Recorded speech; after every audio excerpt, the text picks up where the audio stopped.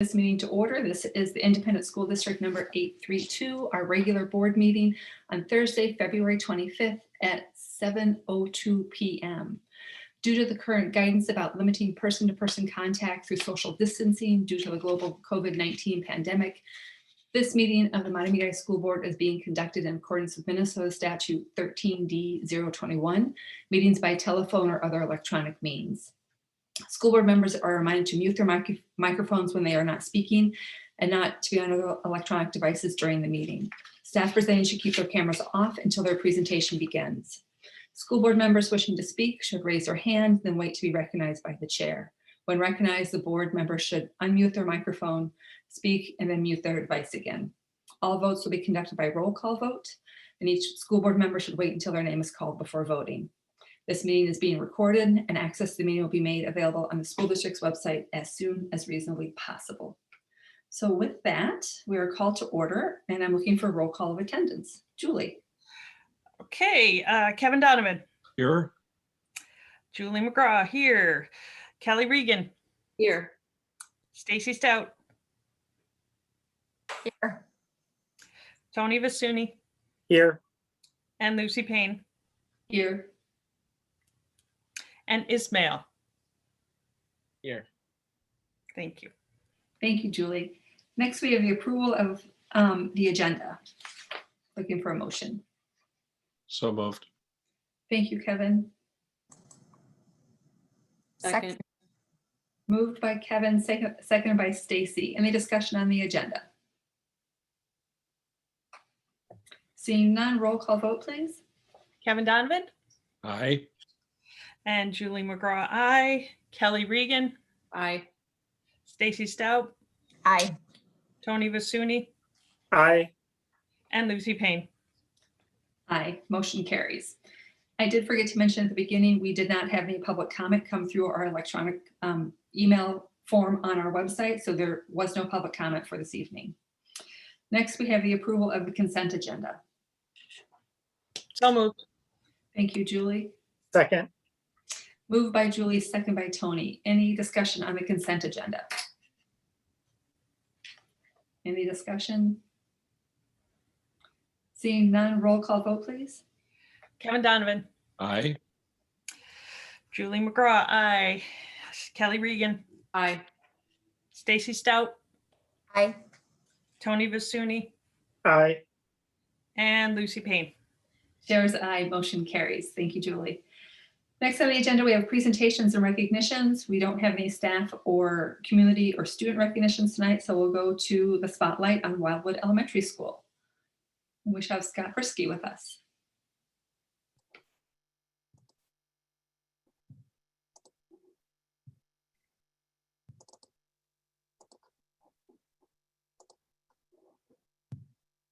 Oops, wrong button. There we go. All right, are we good? Can you guys all see it? Yep, we can see it. Thank you. All right, thank you, Lucy. All right, good evening, everyone. I'm going to take a few minutes and shine a spotlight on building relationships and belonging as part of our strategic plan here at Wildwood. With all the mitigation strategies that our staff and students have had to put in place of COVID, we wanted to be sure that we continue to learn about each other both in and outside of our building. In a normal school year, we have assemblies, we have large group activities that help us build community.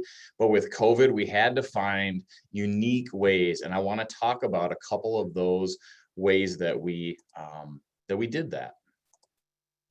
So I'll start with our mission. Our mission at Wildwood is to become the joyful Zephyr family dedicated to building the foundational pathway of learner agency and personal excellence. And what I'm going to pull out tonight is, as part of our mission, it's to build a community of learners based on authentic relationships, a sense of belonging, collaboration, and trust. We feel that it is essential to get to know each other in order to build that sense of belonging. Learning about each other is a crucial element to build that learner agency. If we know things about each other, that can create discussions, the relationship will foster, the trust will grow, and students will start building that foundational pathway through relationships. So at Wildwood, we're really intentional about exploring students' hopes and dreams, highlighting their attributes through very important person presentations and creating a community that starts each day with a morning meeting and thus building that sense of belonging. So as a whole school, we started doing what's called a connection wall in our cafeteria by the front door with a new theme each month. So how the connection wall works is each month, we have an opportunity for staff and students, including our distance learning students, to highlight a piece of their lives that others may not know about. The connection wall has created a space for students and staff to stop by and have these just amazing conversations that surprisingly go deeper into the classroom. We started with our veterans thank you wall, and the number of conversations that we heard about one's dad or mom or aunt or uncle or grandparents was amazing. Students naturally started to share stories about the veterans in their lives, and then they started making connections with others. So I want to take a few minutes and show you a video of our connection wall that we did in November when we were highlighting thanking veterans.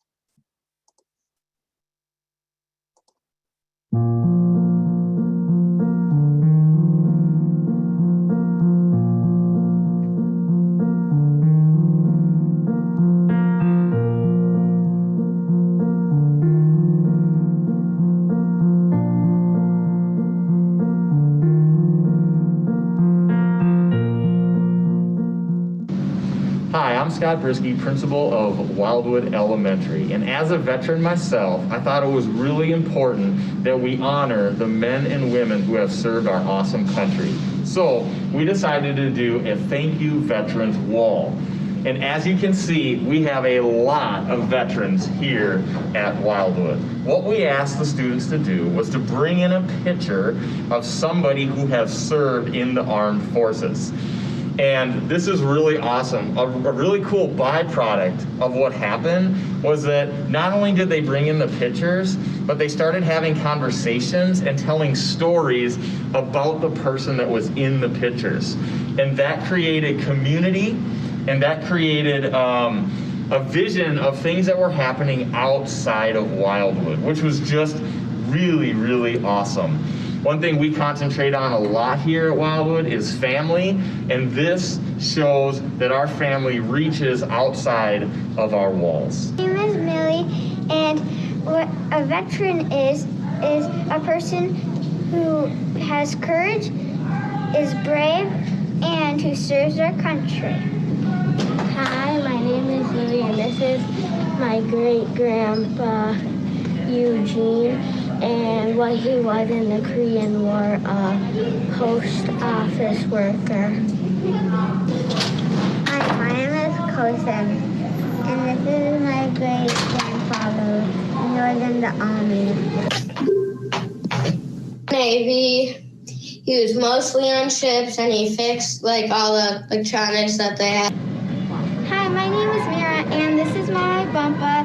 He served in the Navy as an air traffic controller, and he lives in Cross Lake. Hi, my name is Paisley, and this is my mom.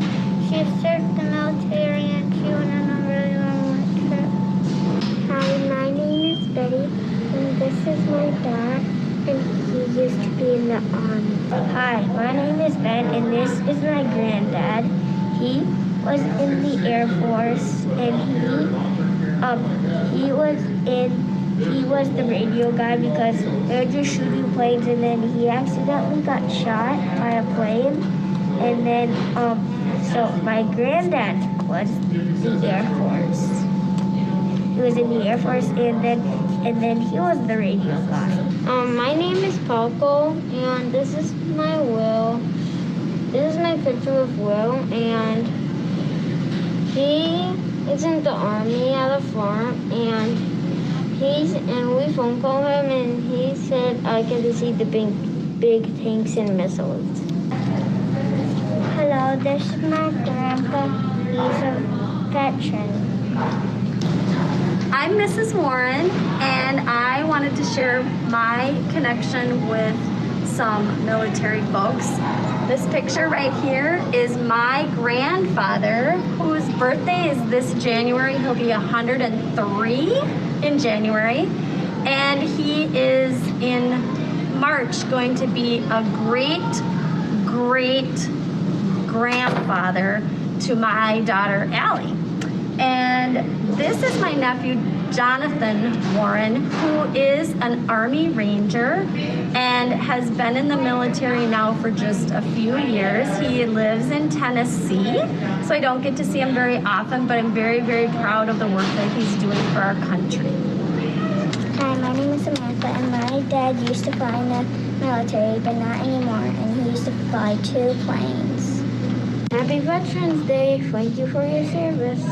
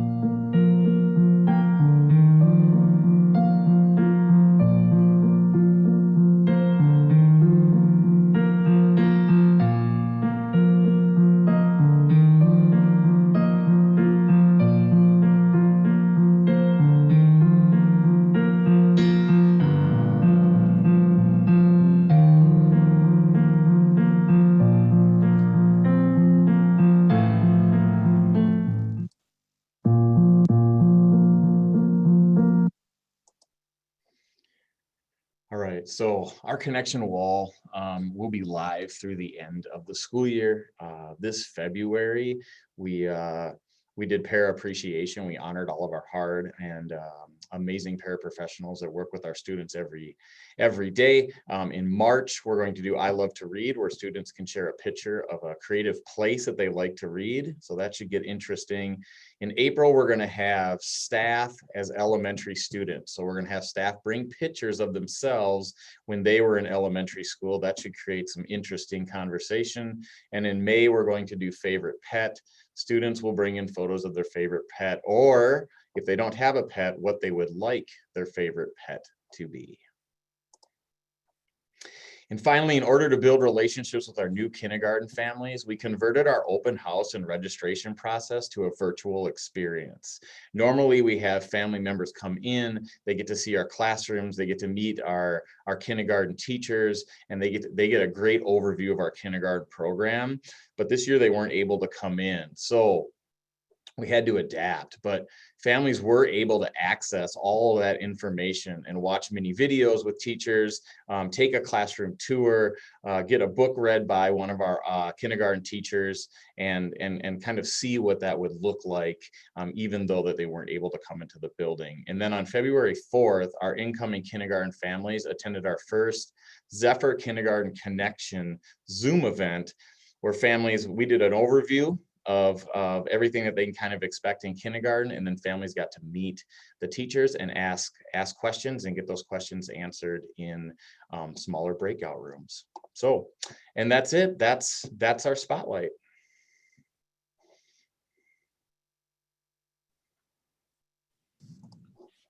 Questions or comments from board members? Stacy, go ahead, and then we'll go to Kevin and then Kelly. I'll be quick. I just wanted to say it was all very impressive. I really loved the video of the veterans wall and want to say thank you for your service to Scott. Thank you. Yeah, very, very impressive. And I love the way the bringing people together. I mean, to me, that is really it was so amply evident in listening to the stories. So thank you for that work, Scott and team. Thanks, Kevin. And Scott, I just also wanted to echo what everyone said. I also watched the open house video and I thought it was very well done. I thought you gave a really good picture to families who couldn't visit there in person, virtually, of what was happening at Wildwood. I thought it was well done. Yeah, thanks. I think we did give a pretty good overview of what the kindergarten experience was like, and Yeah, huge props to Alice for that too. She did a ton of work on that. So yeah, thank you. So Scott, I really appreciate the way you're focusing on relationships and connections, because we know those are very important in terms of thinking about student mental health. And even with our current situation of having some kids distance and some face-to-face, you found a way to include our distance learners, which is not easy during this time. So I really appreciate the time you took to think about that and make sure those students had a way to contribute. And then the video allows them to actually see that full wall as well. So that was really good thinking. Thank you so much. Thank you, Lucy. Other And comments? Go Scott, ahead, I wanted to also thank you for the Veterans Wall. It was really touching and a creative way to bring everyone together. Thank you. Thanks, Julie. So Scott, do you think you'll continue this way of connecting next year? Is this something that now becomes part of the culture of the school? Yeah, I think so. It's an easy thing to do. It doesn't take a lot of time, and it's really the kids use it. They look at it, they talk about it. Like I said, it carries over into the classroom. So yeah, I think our PBIS committee is getting together monthly, and we're having conversations about whether we're going to continue it. But I don't see any reason why not. It works really well, and it's an easy thing to do. So absolutely. Great, thank you. Tony, go ahead. Scott, I'll reiterate all the great comments from the other board members. Great work. I was curious, looking forward, I know that the kindergarten registration is a big event, but are you looking to keep some of the online tools just so access to families that might not be able to make it? Because I know timing is always hard for families. Yeah, absolutely. It's on our website now. And so, I mean, I don't see it going away, but yeah, it's a great resource. And now that we did it, it's on there, and yeah, we plan on keeping it. Mm-hmm.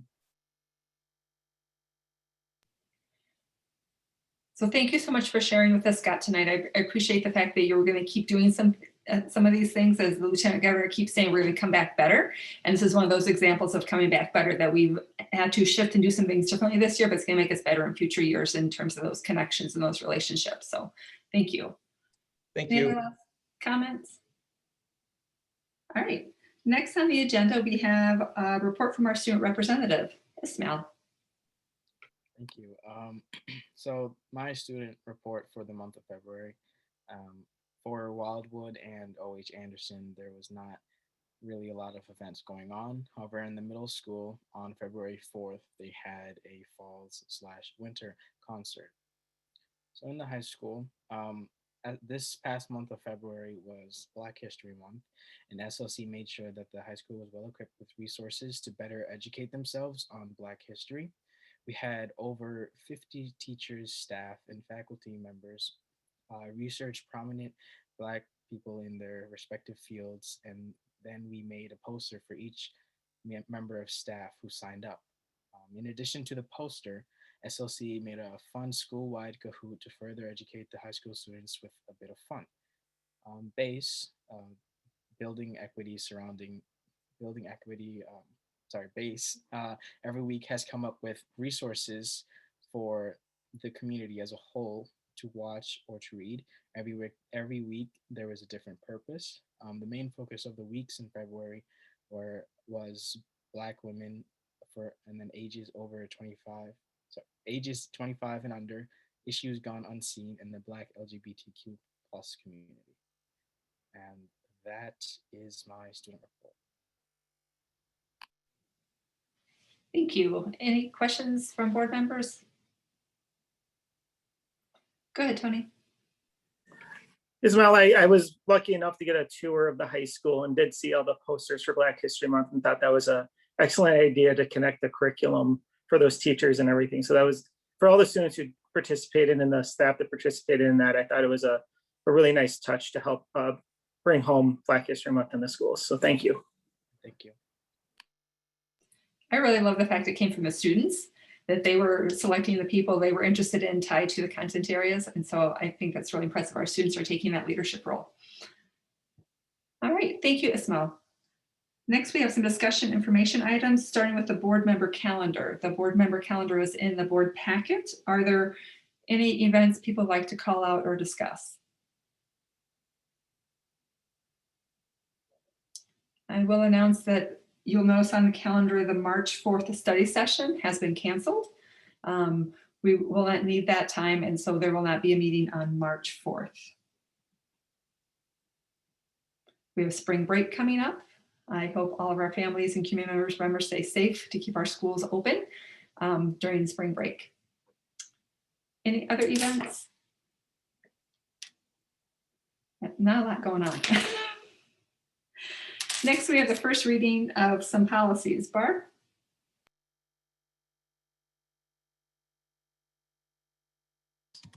There we go.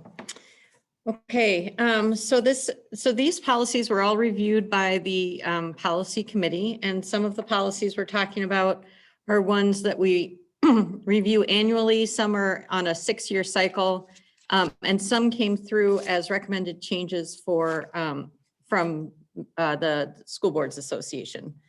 So what I'd like to do, because we're, in the interest of time, because these have been reviewed by the policy committee already, I'm going to just kind of summarize the changes. And if you have specific questions, then we can pull them up and talk about them. But again, these have been reviewed already by the policy committee. So the first ones are the policies on the 6-year cycle review with minor or no changes. So you have policy, the first policy 101, legal status of the school district. That one just adds a reference to policy 704 so that there's a cross-reference that's highlighted there. And I'll just say the reason we take the time to add those into policies is so that if there was a reason to review one of our policies and we want to make changes, we want to be able to reference the other ones that might be affected by those changes. And so I'll just say that that's adding that reference on policy 101.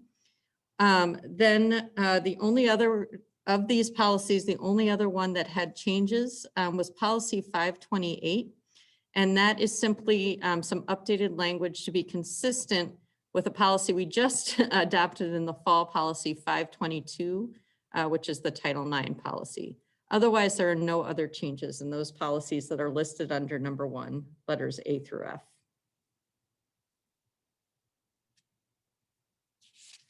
Are there questions? Okay, then I'm just gonna, Kelly. I have a question. I was doing some reading on them. I'm just going to use my newness as a reason for asking a question on this. Sure. Can I ask a question specifically on one of the policy changes that I noticed? Yeah, which policy are we talking? What I policy? was looking at the one on 601. I don't know if you've not gotten there yet. Oh, I'm not there yet. Not there. Okay, I'll hold my question. Yep, that's great. I'm coming up on that one. I may be able to answer that for you. Okay, great. Okay. So the first ones I'm just talking about are those ones with minor or no changes. So I'm going to jump in real quick, Barb. For the new board members, this is on that first reading. It's exactly what Kelly's going to do. It's our opportunity to ask questions and gather additional information before we make a decision on them. So we're not having any action tonight. And so Kelly, your questions are right in line, but I just want to make sure Tony and Kelly understood that this is our time to ask those questions. So if there's additional information that needs to come back to us, Barb has time to do that. Yep. Okay, so the next one are policies with recommended changes. So I'm just going to go through each of those. So the first one, policy 213, this was to update it with our current practice. And without having it in front of me, I believe this one had, we eliminated one of the school board committees that we no longer have. And the other one has to do with how you provide your summaries of committee meetings in our board. It said that you provide something written, but what you've been doing is providing an update in person. So that's the change there. Policy 4, and I'm sorry, do you have questions? Sorry. Policy 419 is the tobacco-free environment. There are some updates. Now we've updated this a few times actually since I've been here. I want to say this might be my 3rd time updating it. And it has to do with updated language around vaping devices, tobacco devices, I guess I'll call them. So there are some updates to that. There are also some updates, including the reference to a statute around vaping awareness and prevention education. And that is included in our health curriculum. So it is in line with our practice, but it is to update the language there. Any questions? Okay. I'm happy to see that update. Thank you. I wouldn't be surprised if we update it again next year with updated language, because it just keeps, the more we learn. It keeps evolving. Yep.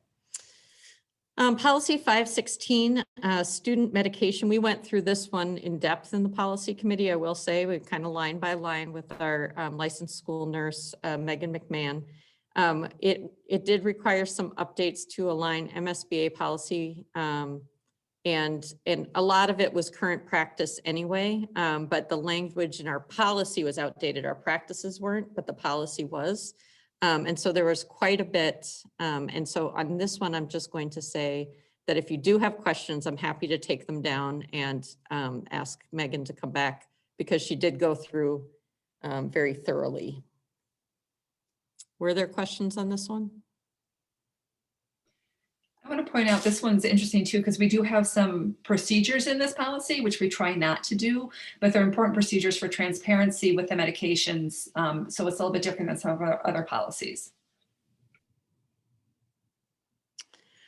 Policy 601 had a couple of different changes. The first one was there was a time when this policy read that the world's best workforce was the strategic plan. I want to say that every school board had to adopt the world's best workforce as the strategic plan, and that language has been updated, that they don't equate world's best workforce with strategic plan. So that's that update.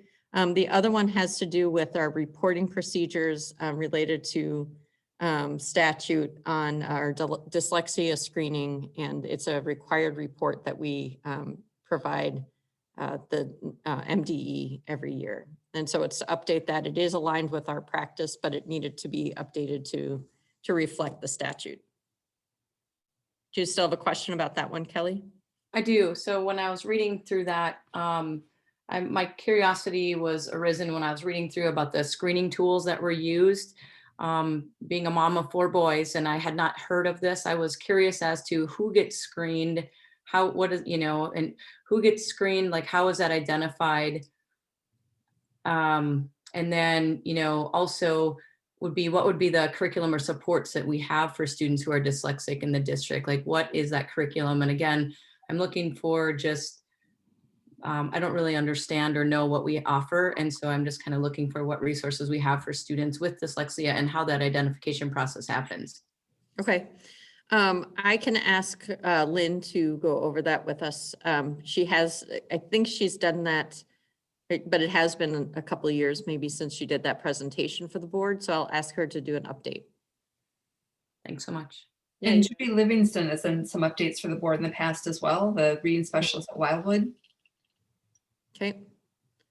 I'll talk to them about coming back with that for you. All right. And then policy 607, organization of grade levels, is simply that the district may require verification of age when placing in entering school. So, and it just gives some detail to that. Any questions? Okay. And if you think of questions later, just let me know so that we can come back with those for the next reading. Okay, thank you. So these will be read 2 more times. The next reading, Barb will bring back the information we've asked for, and then it gives the public another opportunity if they have comments on them. And then at the 3rd reading, we'll actually take action on those 2 sets of policies. Next on the agenda, we have action items, starting with the approval of donations and grants totaling $11,982.54. So moved. Second. Second. Moved by Kevin, second by Julie. Any discussion on the donations?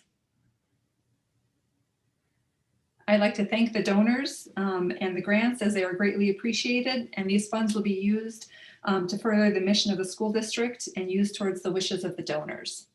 So with that, if we could do a roll call vote for the acceptance of the grants. Kevin Donovan. Aye. Julie McGraw, aye. Kelly Regan, Aye. Stacy Stout, Aye. Tony Vasuny, Aye. and Lucy Payne. The chair's aye, motion carries. Next, we have the approval of the annual compliance and the agreement of the American Indian Parent Advisory Council to issue a vote of concurrence. So we have Allie Middlebrook and Jordan Hawkinson joining us. Yes, hello everyone. I'm going to share my screen and then we'll get started.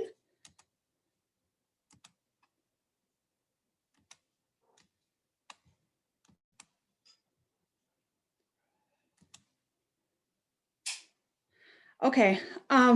Hello everyone. Good evening. My name is Allie Middlebrook. I'm the district-wide social worker and coordinator of the Achievement and Integration Plan for the district. I'm also the district representative for the American Indian Parent Advisory Committee, also called the APAC. And I am here tonight with the APAC chairperson, Jordan Hawkinson, to present on the annual compliance vote of the APAC. And I will hand it over to Jordan. Okay, I am Jordan Hawkinson. I am the parent committee member. The APAC has decided to issue a vote of concurrence, meaning that we have no recommendations regarding the learning needs of our Native American students for the school board at this time. This compliance is done annually, and the APAC will have an opportunity each year to decide whether or not to provide recommendations to the school board. The APAC will continue to work hard on meeting the needs of Native American learners in our district, and will seek support and partnership from the school board and district staff as needed. We're voting due to the newness of our program, and that is why, and we're hoping that we can provide opportunities for the students of our community to learn more about their cultures and share their culture. Yes, thank you, Jordan. So there's a form for the APAC chairperson, Jordan, and then the superintendent and the school board chairperson to sign. I've given that to Laura, and then I will submit that to the Minnesota Department of Education next week, giving the APAC's annual compliance vote. And before we finish there, I just wanted, because the APAC is new this year, I felt like you all would probably appreciate a brief update on how the formation of the APAC has been going this year. We have met twice this year so far and plan to meet again in April. I will say participation has been low, but that is expected when forming a new APAC. I have been warned about that from all of my mentors in the APAC world. They say it's slow going, and that's normal, and that's okay. It takes a couple years.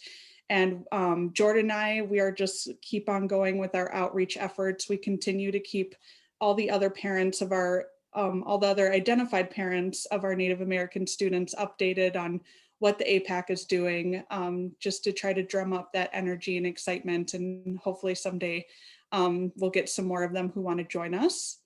And then our current goals that Jordan and I are working in the APAC, we're including a 506 form, which is a federal form, in registration packets for next year. So this form will actually be required if we ever apply for federal funding through the Office of Indian Education. We're not quite at that point yet where we're applying for that federal funding. However, if we ever do, we will need this form filled out by all families who identify as Native American, and it only has to be filled out once. It doesn't have to be filled out every year. So it is helpful. I was advised that it's helpful to start collecting those even before we start applying for federal funding. And another benefit to having this 506 form is it will help us in our identification efforts of Native American students. And then once we identify our Native American students, we can reach out to their parents and invite them to participate in the APAC. We're also going to work this spring on developing a web page on our district website specifically for the APAC so that there's a more clear way for families to find information about it. And then, like I said, we'll continue with our outreach efforts and continue to build up the APAC and to create that sense of community for our Native American families within the committee. And that is it, unless Jordan has anything else to share. Otherwise, if anyone has any questions. May I jump in and just give some context? Because this is our first time. This is our first time having APAC in our district. And so it's really excited. And I'm really thankful for all your work that you've been doing, Jordan and Allie, to get this up and started. So as a district, we were identified as having, or we have at least 10 students who identify as Native American. Am I correct, Allie? Do you know Correct. that we had, how many we have at this time? We, yes, we've identified 25 Native American students this year. Yep.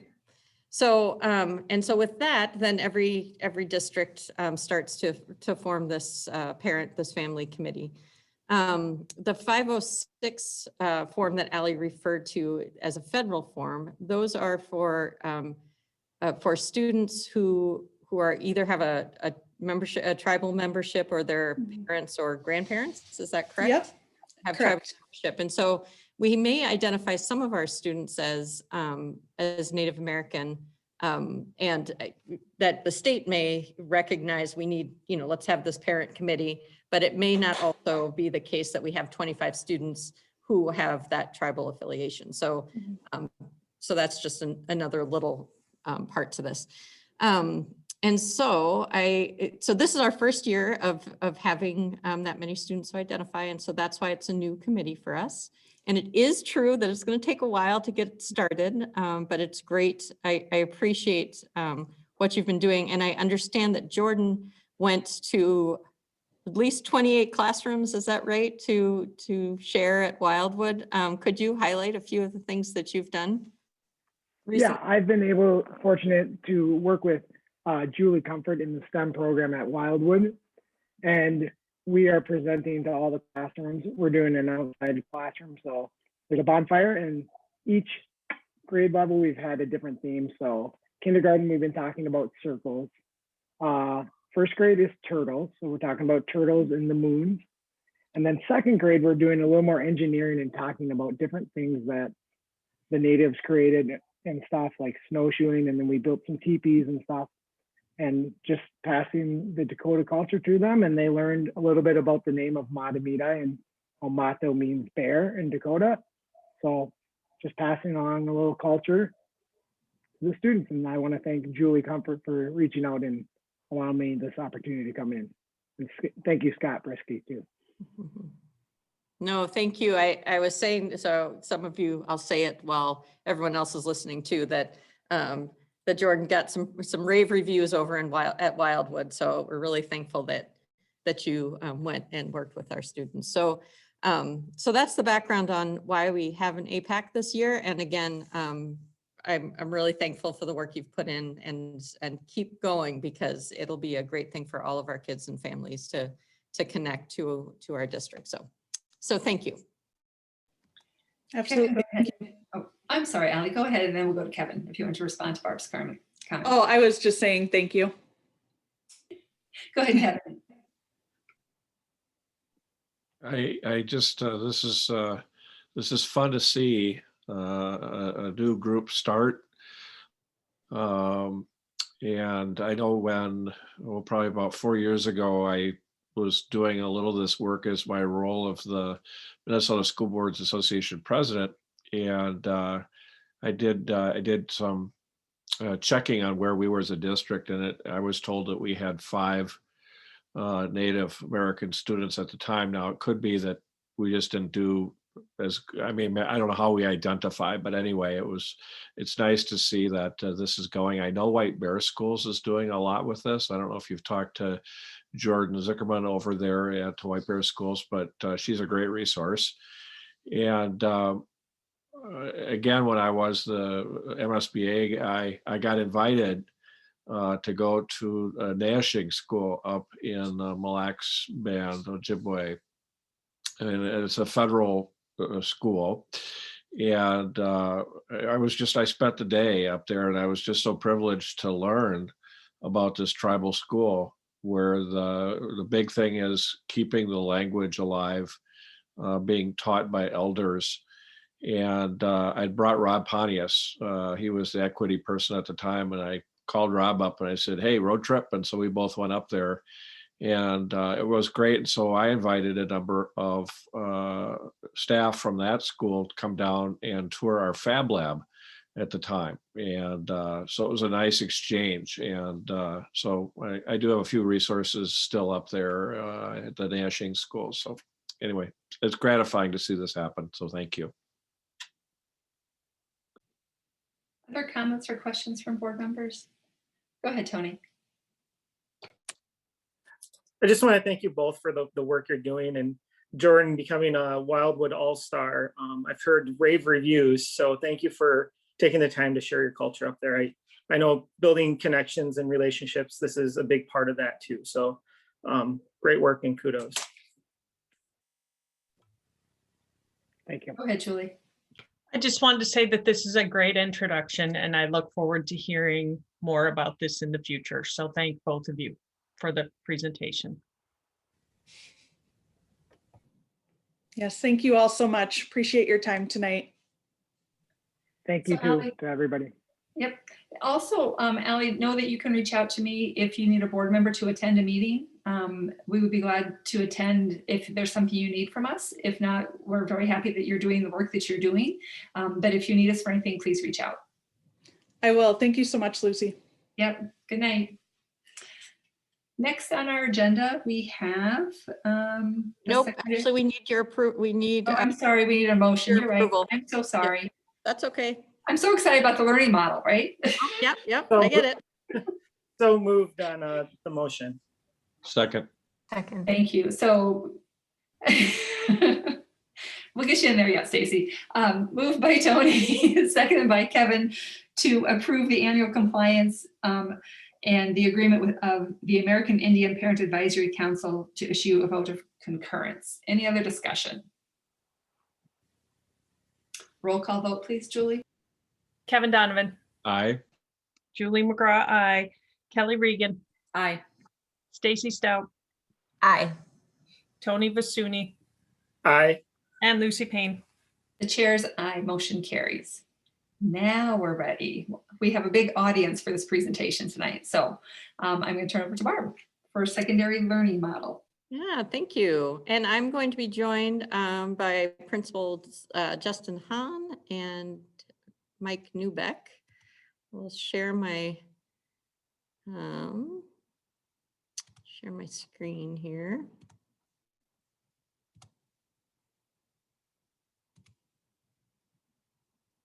Okay, so this is our learning model update specifically regarding our secondary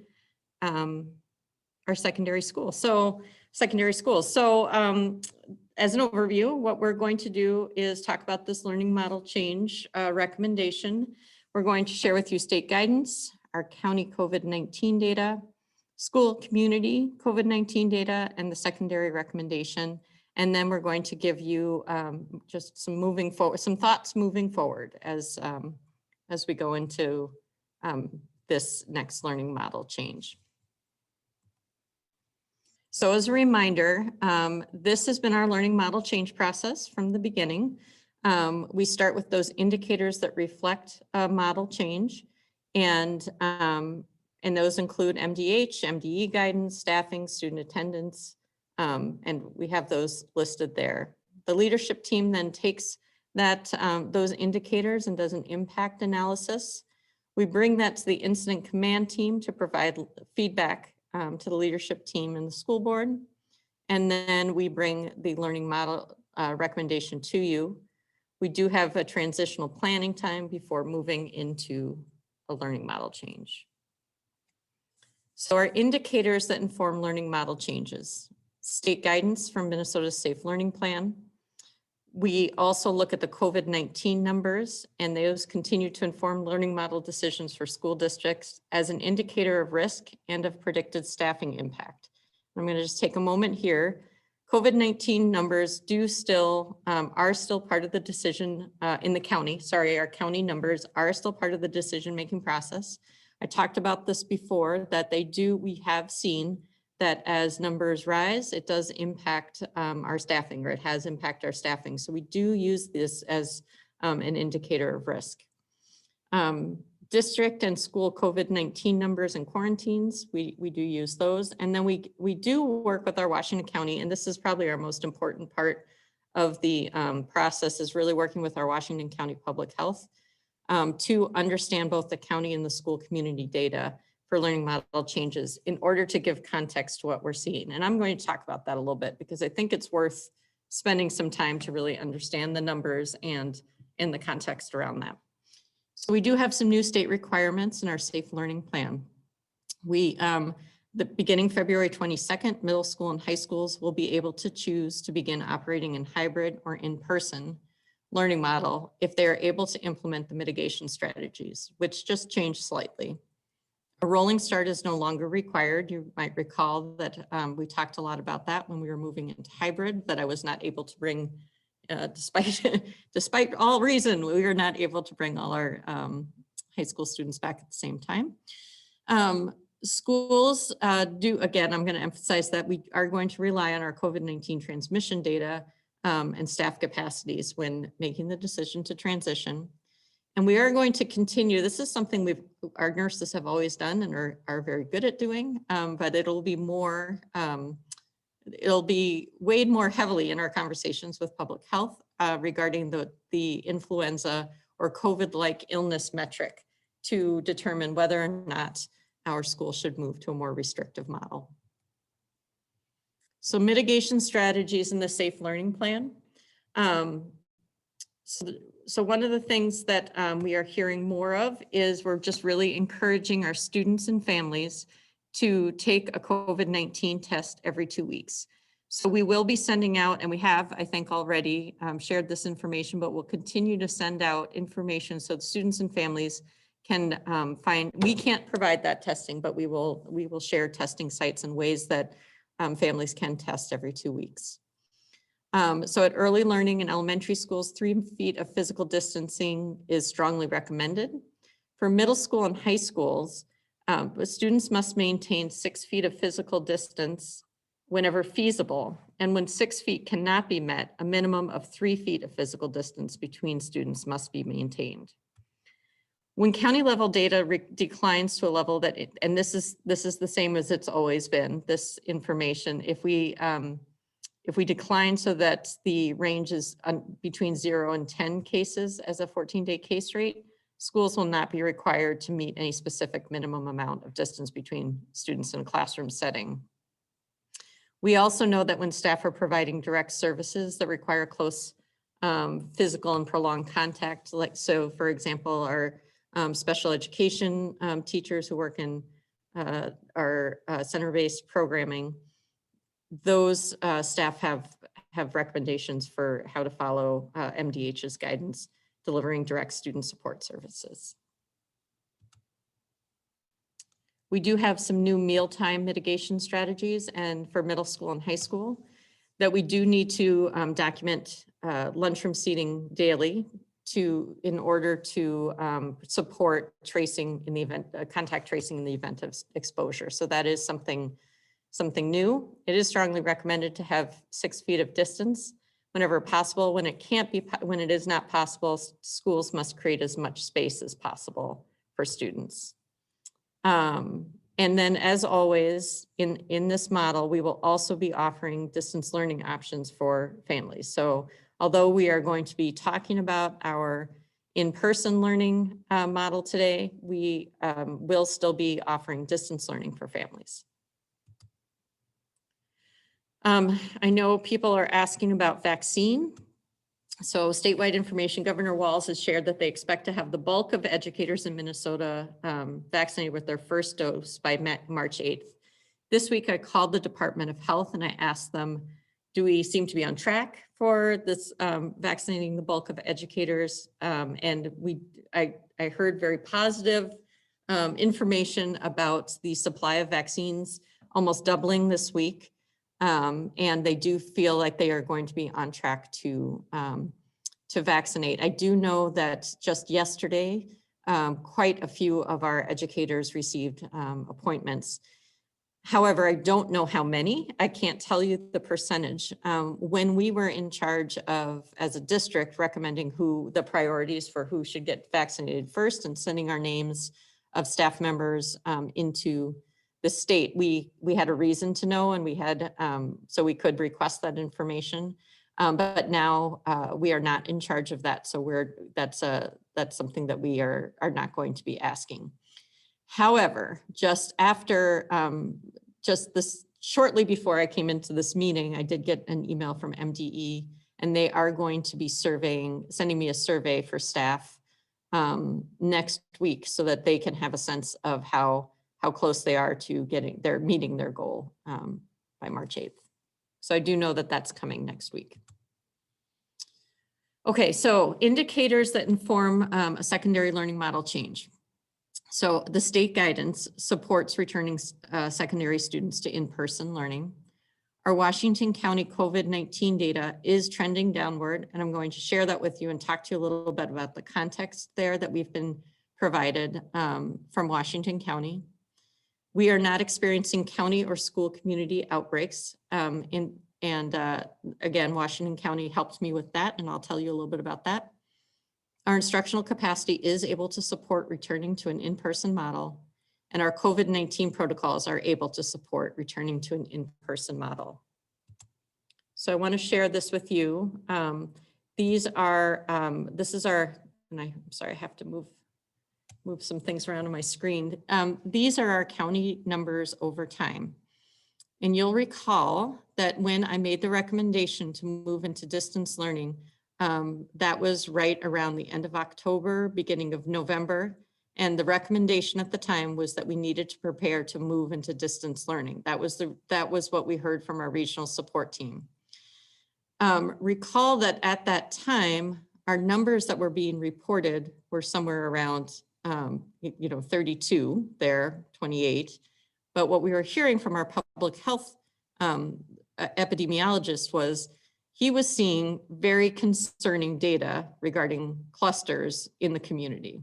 And so while that number might look the same as what our number is now, the difference is that at that time we were trending up, and at this time we're trending down. So it's important to note that those numbers don't quite mean the same thing in the context we are right now.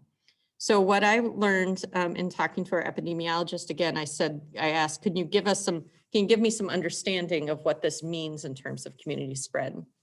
So it was shared with me that the one cluster that was being investigated when I was talking at the beginning of the week, that there was one fitness center cluster that they were looking into. There were no restaurants or bars that in our Washington County area that had a cluster or an outbreak. So as an example, it was shared with me that at the time that we were, back in late October, early November, they were investigating up to 10 clusters per day to figure out contact tracing. And now at this time, it's more along the lines of 1 per week. So our context is very different in terms of the activity in the county. This is our current district dashboard that we will update. We update every Friday. Sometimes it takes us till Saturday based on the reporting. But you'll see that what we've been doing now is that we are reporting our data as a district-wide data. And we had been doing it by building. We were doing it by building when our numbers were rising, but because the numbers are as small as they are, and in order to prevent the identification of specific students and staff, we do until our number, if our numbers get higher, then we would consider going back to reporting by building to give families that information. But at this time, our numbers are not high in terms of positive cases. We also are really going to be tracking our staff quarantines because staff quarantines do impact our ability to run classes and do impact our operations. So at this time, I'm going to ask Dr. Newbeck and Mr. Hahn to talk about our learning model change recommendation. Thank you, Barb. I just want to go over our changes as we go forward on our plan. So on March 15th and 16th, that's the Monday and Tuesday after spring break. What we would like to do is have a staff planning days on those days. It'll be very important for our staff. We will have many different practices and procedures happening as we have all students in our building. And so we'll need to have some time to work together as a staff to come up with some consistency to make sure that we know how to have all those mitigations that will be safe for our students as we move forward. Also, we want to make sure that our staff has a chance to work together in teams to be able to decide and work on how they're going to do it as a team to make sure that the kids on their team are safe as they go through our buildings. And then we also need time for teachers to work together. Going from a 90-minute class period to a 45-minute class period will be a lot when it comes to pacing, when it comes to how much can they cover, the homework, everything else that comes with it. We also have to look at things that in the future, like testing and all that. So we want to make sure that we are ready to go when kids come back full in person. On Wednesday, March 17th, we would have the blue cohort in school. So, and then the gold cohort and the distance learning kids would be online at home. What we would be wanting to do is do mini lessons for when kids come back, just get them acclimated back again into school from spring break and get them used to doing a 6-period day. And then the next day the other part of the lesson, the other part of that hour would be for our teachers to work with kids on the things that we want them and be able to model the things that we want them to do when they're there. For example, what are the hallways going to look like? At the middle school, for example, we'll be using lockers, which we really haven't done yet this year. What's it going to be like going down to the lunchroom? What's it going to be like even coming in and out of classes? And what are those expectations when they have a classroom of 27 instead of just 14? On March 16th, the gold cohort and the blue cohort will flip, and they will be in, and we'll be doing the same type of thing with them on their day, kind of an orientation. And then on March 19th, that Friday, we would like all students to come into school on that day to kind of do that first run, take what they talked about on Wednesday and Thursday as separate or half classes and put it together. And we did that on Friday because we want to be able to use what we learned those first few days to make some changes for staff and for students going into a 5-day week the following week. Oops, sorry. Here I come. All right, thank you, Barb, and good evening to everyone. I'm going to follow up on what Dr. Newbeck was just talking about as that transition for the week after spring break. So some of the things that you will see new in the schools and then what things will be staying the same. Students will attend school in person 5 days a week. So this is everything that's going to be new. The schedule will be shifting from that 3-period block scheduling to a 6-period day. And then you're going to see the day will be extended by 15 minutes from 2:30 to 2:45. And Barb has spoken about these next couple of things with the reduced physical distancing requirements going from 6 feet down to 3 feet as being the requirement. And so thinking about how to restructure our rooms and also our seating at the lunch or during lunches. And then that's the next one too with the assigned lunchroom seating. So it's going to be very much like what we've been doing to help facilitate any contact tracing that would need to be done. Our assigned lunchrooms will have, or our seating in our lunchrooms will be assigned. And so that's going to be something that's new too. And then middle school students will be using their lockers. Could I jump in and can you explain why we are talking about extending the day until 2:45? Yes, absolutely. So when we, especially at the high school, when we start reducing or when we expand to 6 periods and we go down to 45-minute periods, it also reduces the amount of transition time between classes and between our lunches. And so for those safety things that have been mentioned already and the cleaning time, that becomes paramount. So we're going to be transitioning between classes in 7-minute periods, or sorry, for 7 minutes instead of a regular 5-minute during a normal year. So students will have 7 minutes instead of that 5 minutes to transition from one class to another. And then also an increased amount of time in between lunches to 8 minutes for that cleaning to take place. Thank you. Yep. And then the things that stay the same, so we just talked about the school day being extended by 15 minutes. And you'll see that the school day will still start at 9 a.m. for both the middle school and high school students. Staff and students will wear masks. We still are regulated and can have no large gatherings.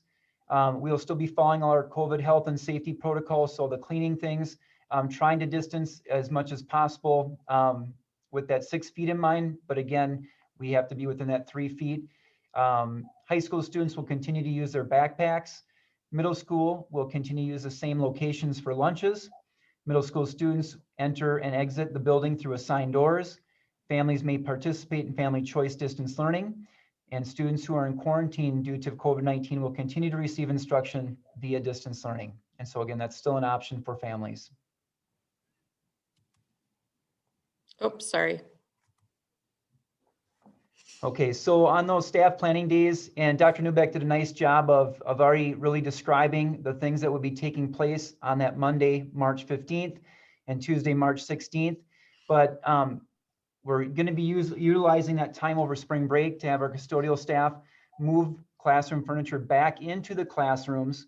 And so that has been in storage and will have to be moved back into the rooms.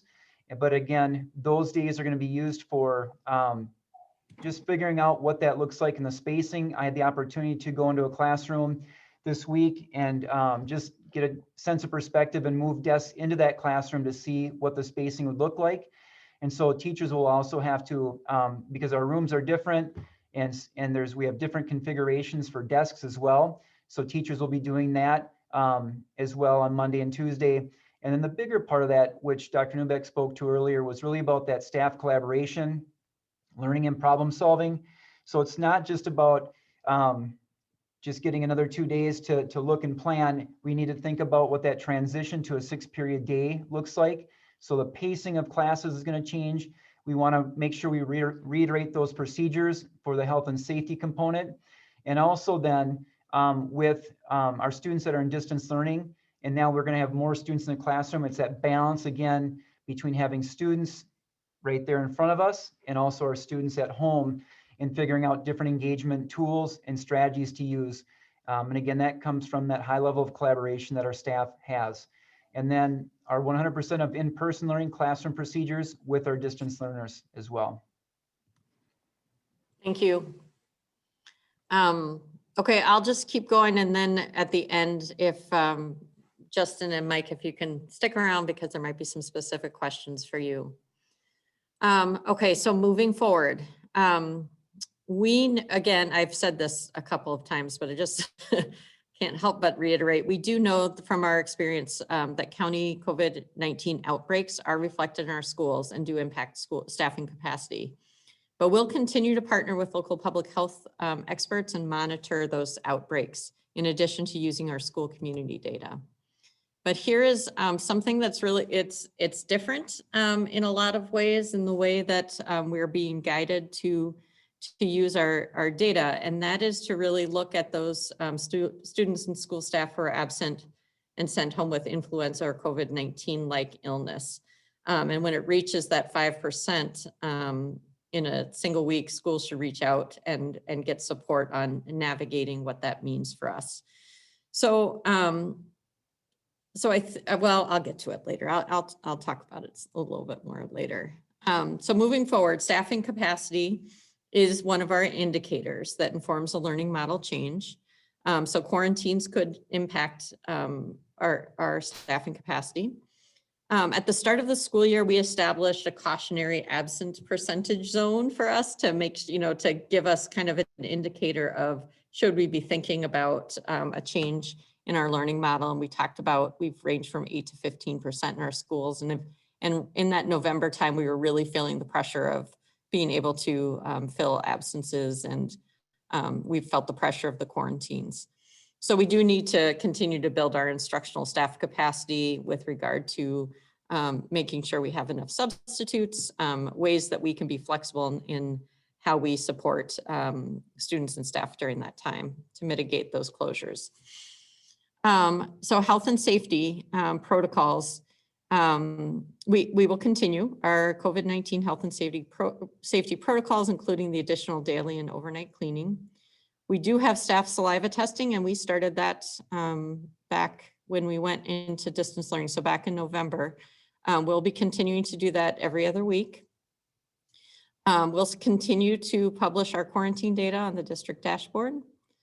Face shields are recommended but not required for staff to use with masks. We've talked about with our staff about maintaining a 6-foot distance from students.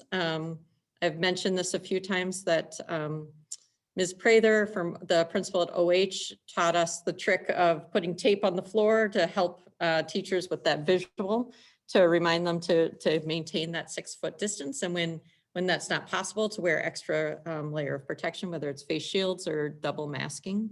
And masks will continue to be required for students and staff.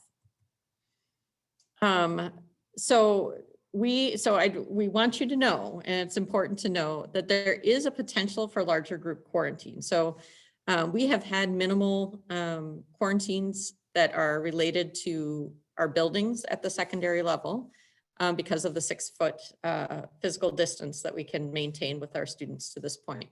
When we move to 3 feet physical distance, if there is a student who tests positive, it would be within, there'll be more students within that 6-foot range that would need to be quarantined. Now, again, our numbers are down, so it's not as though we have as many positive cases in our building. But if there were a positive case, we would want you to know that there's potential for larger group quarantines, which we talked about when we went to in-person for elementary. This is something that we talked about at that time. I want to reiterate the importance of continued reporting by families of COVID-19 cases and close contacts in order to minimize outbreaks and closures. So this is important, and families who are listening at home and who watch this later, this is going to be really important for us. So again, in talking with our Washington County epidemiologist, I was learning about peer-reviewed studies regarding these strategies to prevent spread. And one of the ones that was shared with me was there's a study in the NFL, and the strategy of that really quick response to a COVID positive case and quarantining close contacts is a really important strategy for mitigating the spread of COVID-19. So I am going to emphasize that again, how important that is to keep us in the loop. Because we do have a plan for students who need to be quarantined. We do have the distance learning option, and so students can access their learning during that quarantine. And it is super important to us that we know these things so that we can make sure that we can mitigate. That's a mitigation strategy that's really important in order to keep us open. And again, the other one we've talked about multiple times here, but again, there are a number of peer-reviewed studies that talk about the importance of these layered mitigation strategies. So washing hands, masking, social distancing, and that contact tracing, those together really do keep our students in person. So I'm going to please, everything you can do to spread the word that this is really up to us, and all of us together can really keep going with our in-person planning. Other things I want to put out there for our families, and a number of people have reached out and asked, what can we do? How can we help? How can we keep our students in school? And how can we keep things going forward in a positive way? One of our students on the incident command team who's a senior, has been very consistent in her advocacy that as a senior, she wants to end her senior year in person with her friends at school, and have that end of her senior year in person. So I'll just reiterate how important it is for all of us to work together on this, and for all of us to really practice patience during this transition. So this is going to be a transition for students. It's going to be a transition for teachers into this new learning model, and with all the COVID-19 protocols. So we have students who have done a 6-period learning day before. We have our 6th graders who have not, but no one has done the 6-period day with these COVID-19 protocols and distance learners. So this is different. And so we request that everyone practice patience during this transition. Setbacks are part of the process. It won't be perfect. But we've been through this now. We've been through setbacks that we've moved through and made improvements and gotten better. So we know we can do it. But there will be part of this transition. Please model positivity, grace, and gratitude. As adults, we are going to set the tone during this transition. And we know we set forth as a board, I'm going to just remind us 2 of our goals, the board and superintendent goals, that this is what we have wanted to do, to return students to full-time, 5-day-a-week in-person instruction as soon as it's safe to do so. And so we're able to do this. And so it's exciting that we're able to do this and that we're in a place that we're able to do this now. And so we want to see all of us, even though it's going to be clunky at first, modeling that positivity, because this really will serve as examples for our students. And then we ask families to really partner with us to support your child. Call and email your child's teachers when you have questions and need support, because we are all in this together. So, so with that, I do want to open this up to questions. I'll just tell you that we are going to be communicating with families, and if families and about this change, and if family and students want to change their learning model for the remainder of the year, they will have the opportunity to do so. So with that, I know that was a lot, but we had a lot to say. So if you have any questions, I'm going to exit out of this so that we can all see each other and have a conversation. So Barb, do you want to run the conversation? Would you like me to run it, which is easier for you? Oh, I'd be happy to. Sometimes that's easier. So I will let you call on board members and run this conversation. Terrific. Okay, I saw Kelly's hand.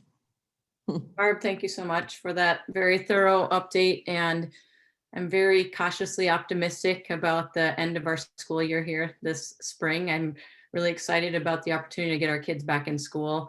I also want to thank you for mentioning that it's really up to us. It's up to the families for us to keep this going. And, knowing that the testing is more readily available than it was when we were doing this last fall, and getting that every 2 weeks testing, making that happen. And specifically coming back after spring break.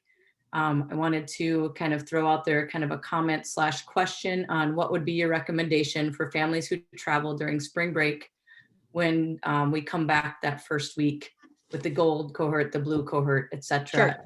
That's my first question. And then my second question or comment, I guess, here is that I just really appreciate your thoroughness in this and really trying to get our kids back into school. And that what I took away from that message is, if we have kids who are at all sick, if any question, the quarantine doesn't impact as a mitigation strategy of us moving a new learning model change. That's the safest way. Keep kids home if they're in quarantine, and then we can get them back to school when it's been deemed safe for them. Are those? Yes, thanks for reiterating that, because the quarantines don't keep us from continuing. It's when our staff can't be there for us is one thing, but when students have to quarantine, we have a plan for them to quarantine at home. So there's nothing wrong with that. So let's make sure we do that, because it really does help us. But your question about travel. So we are going to put together something to help families make some decisions. And I think we're going to personalize it a little bit for Mahtomedi, because here's what I want you to understand, I guess, is that there's a general statement about travel. We know that some families are going to be going by car to a cabin somewhere with just their family. And that's a different kind of travel than flying out of the country, for example. And so not all travel is the same, but I'll reiterate that we know our mitigation strategies. So if you are doing something, and in spring break, there's more freedom to do things that might tempt you to not follow the best practices for mitigating the spread of COVID-19. So if your travel or your spring break involves not following those rules, if you're socializing with large groups, even if you're in town and you're socializing with large groups without masks, what we would like for you to consider the impact of that potentially. And we would like you to be testing. We have those couple of days where we have no school days. There's opportunities for testing. So we would like you to do that. So if you know that you're going out of the country, we would recommend that you spend that week when you come back by quarantining and not coming back for those hybrid days. However, we do have those hybrid days in part to allow us to continue to do that physical distancing in school. So we'll put something together to help people understand that part of it is travel, but part of it is also just doing things that do not follow those mitigation strategies while you're on spring break. So it's a number of layers to that. And let's make sure we come back healthy and we watch those symptoms, because we really, our goal is to get kids in and to stay in. So I would really want to emphasize, I don't know if I've emphasized that enough. I might not be done. So, so that is our goal here. Tony, I saw you had a question. Just a quick comment followed by a question. I really appreciate this, the concept of we're all in this together and this is up to us. It's been a challenging year, no doubt.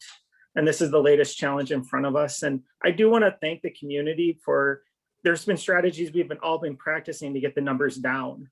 We've seen in the elementary schools, the kids have been in person and we haven't seen a lot of numbers rising in those things. So like, I do want to thank the community for the steps they've taken to help get us to where we are today.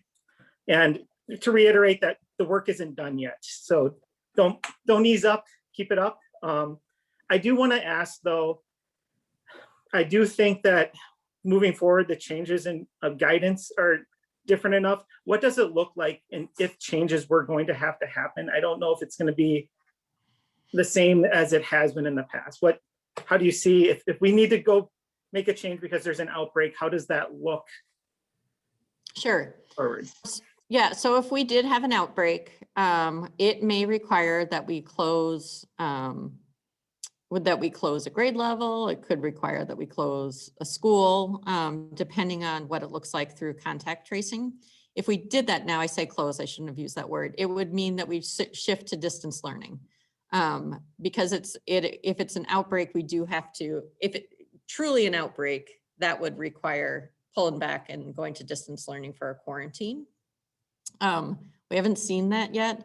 We know there are other districts that have had that with a school or a classroom.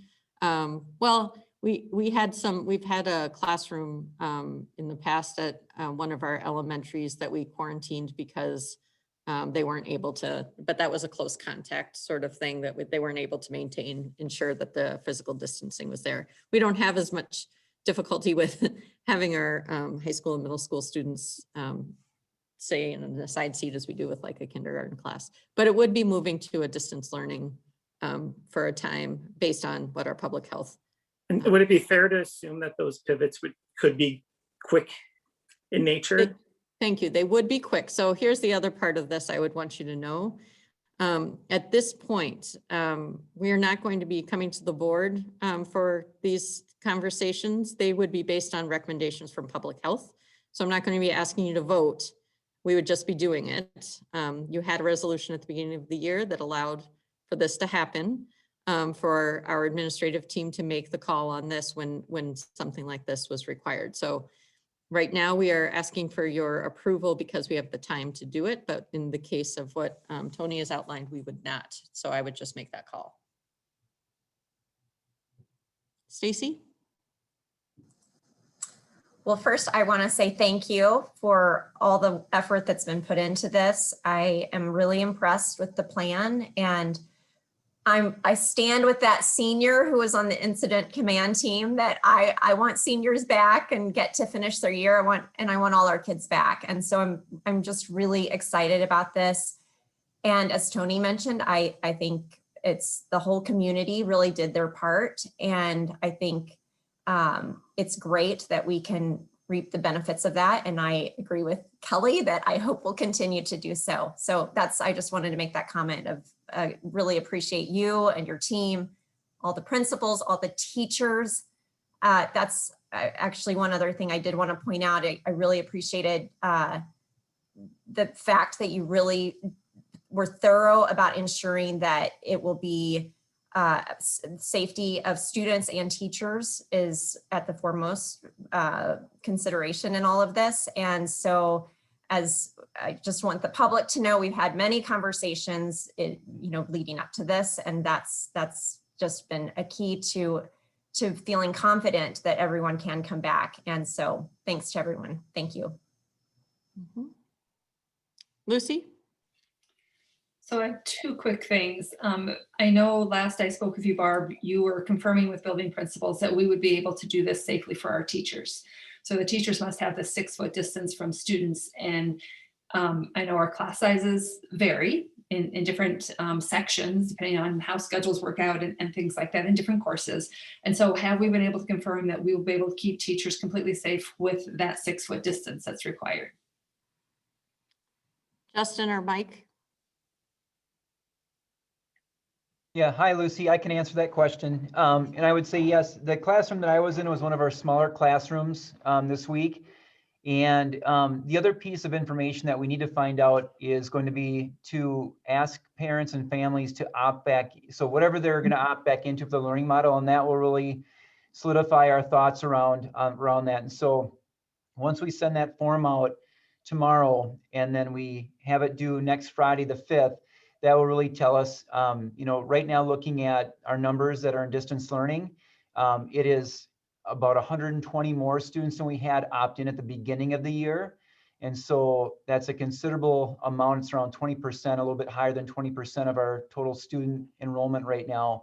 So it's significant. So our class sizes that are a little bit bigger at the high school here, we can still be able to fit that in. We've also thought about, in the case that we do have a classroom, thought about some different options and using different spaces too.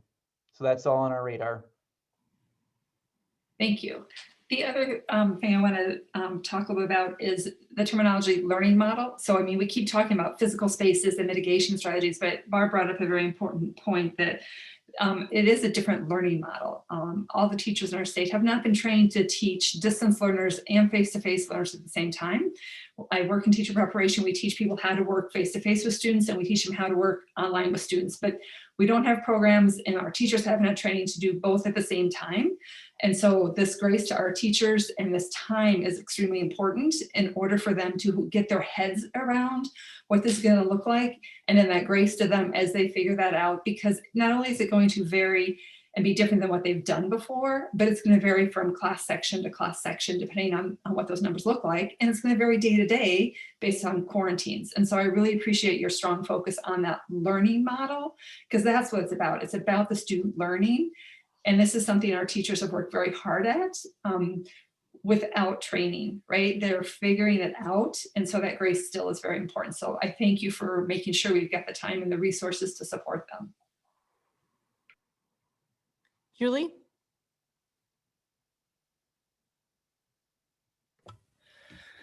Well, I just wanted to reiterate that this has been our goal for the entire year. And we set this as our goal. And I want to thank you for all that you've done to help us make this happen. As a board, we have expressly stated that our priority has been keeping our staff and students safe. I can't remember exactly what we did with all the air movement testing and things we did at the beginning of the year, which was big to try to make the air quality safer in all the classrooms for the teachers and for our students. I was just wondering if anyone could highlight some of the things we're doing to keep our lunchrooms safer for students. Yep. Justin? Yep. Hi, Julie. So given the space requirements that we have now with the 3 feet of social distancing, it changes, at least at the high school, a little bit. We can get everybody at the current lunch tables that we have been using and not have to use the other spaces. So there's more than 3 feet in getting 6 students at a table meant for 12. So it's more than 3 feet from the nearest student. And so going side to side, it's a little over 3 feet, and going diagonally across the table, it's just over 4 feet. And so we've got that distancing in place for that. And again, with the assigned seat protocol that was done in the last executive order update, I think that it should go fairly well. And again, students just watching what they've been doing in the lunchroom and cafeteria, they've been following those protocols. So we've been really pleased with what students have been doing to also keep that health and safety component in place as well. Okay, thank you. I'm sure you have many details to consider, like parking and all kinds of things like that. So I'm not going to ask you that, but I'm happy to hear about options for distancing in the lunchroom. So thank you. One thing that everyone might not know, those of you who have been through the high school for a while, there are 3 lunches now instead of the 2. So if you had ever walked into the lunchroom in years past and saw all the students that were packed in there, it is different now with 3 lunches as well. So just so for those of you who are imagining it, it's a little different. And I'll just add too, sorry to jump back in, but when the weather gets nicer, we will have students have the ability to eat outside as well. So we've got a nice area right outside the cafeteria or commons area that students utilize, and sometimes in inclement weather as well. So. Thanks. And Barb, can I Hopefully just that's say soon.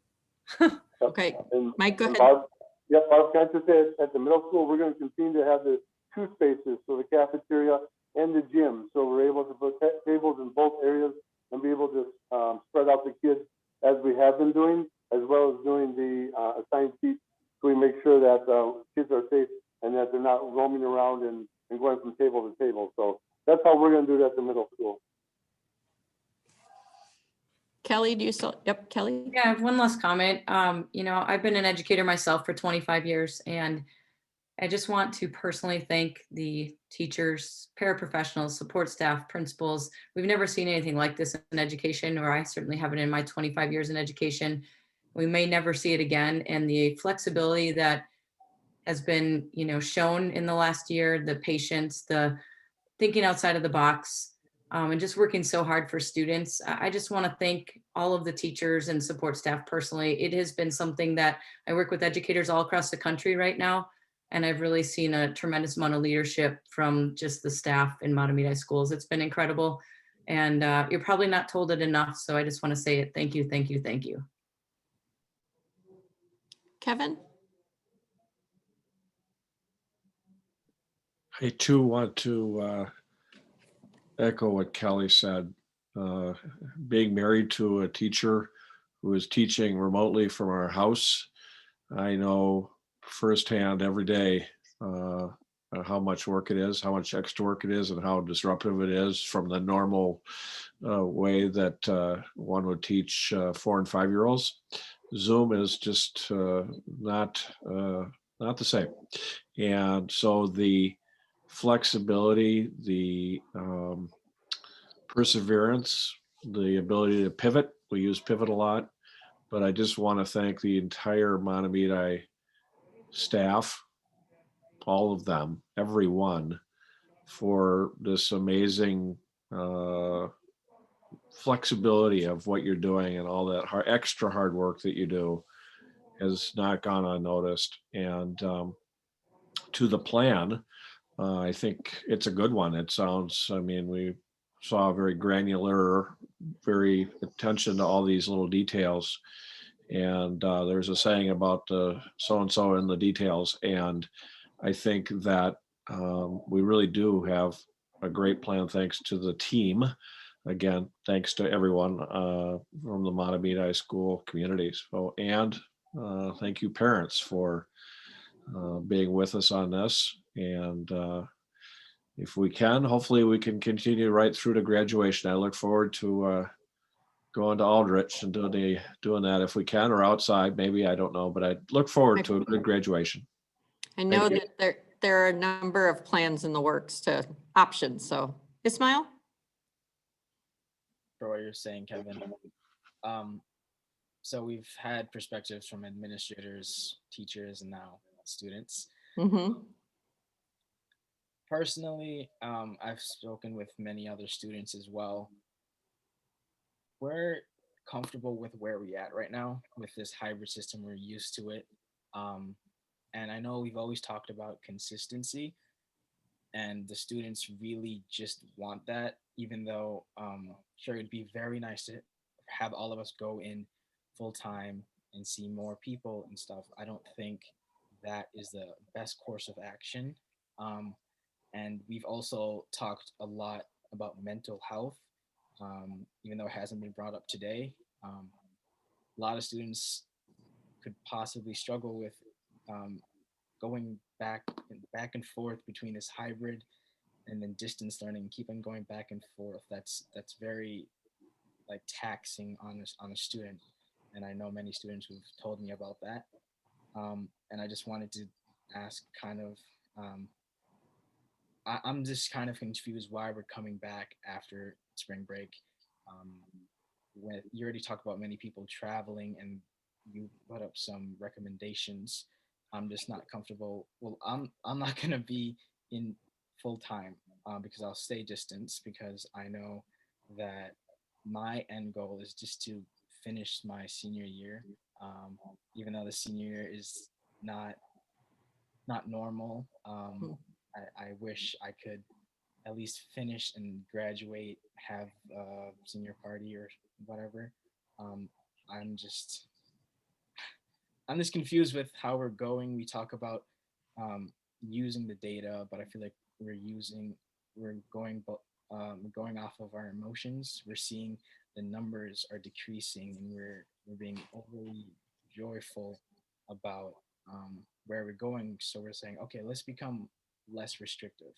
And I feel like that's kind of confusing, because this virus is stronger when, one, we don't have masks on, or we don't have enough distance between ourselves. And sure, we're going to keep our masks on because that's obviously required. But when we're reducing the distance and we are putting more variables into, I guess, a controlled environment, as of right now, we're having low numbers. I just don't see the need for this change as a student. Many students agree with me. You probably have made up your minds, but I would just like to add that as a student, as a senior, as a member of this school board, that I would like to stay with where we're at and just see the school year out, and hopefully nothing bad happens from there on. Thanks, Ismail. You bring up a couple things I should highlight. One, that there, we know that there's not agreement on. There was an agreement when we went into distance learning. There hasn't been agreement on hybrid model. There's not agreement now, I know, in this change. And that is actually like, that has been kind of our theme all year long, whether it's with families. I was, if I know people have asked me, how do the teachers feel? There's not agreement either. There are teachers who are excited, I've heard from. There are teachers who are really nervous about this as well. There are different opinions on the block and the 6-period day. And I imagine there are with the students as well. I imagine there are students who have different opinions on that as well. And so I guess, that's, again, I'll just say that's kind of the theme this year, is how do we move this forward? And so what I'll just say is that as a school board and superintendent, we set goals. We were going to make our decisions based on objective information provided by public health. So I recognize that there are a lot of emotions around this decision. Absolutely, there are a lot of emotions.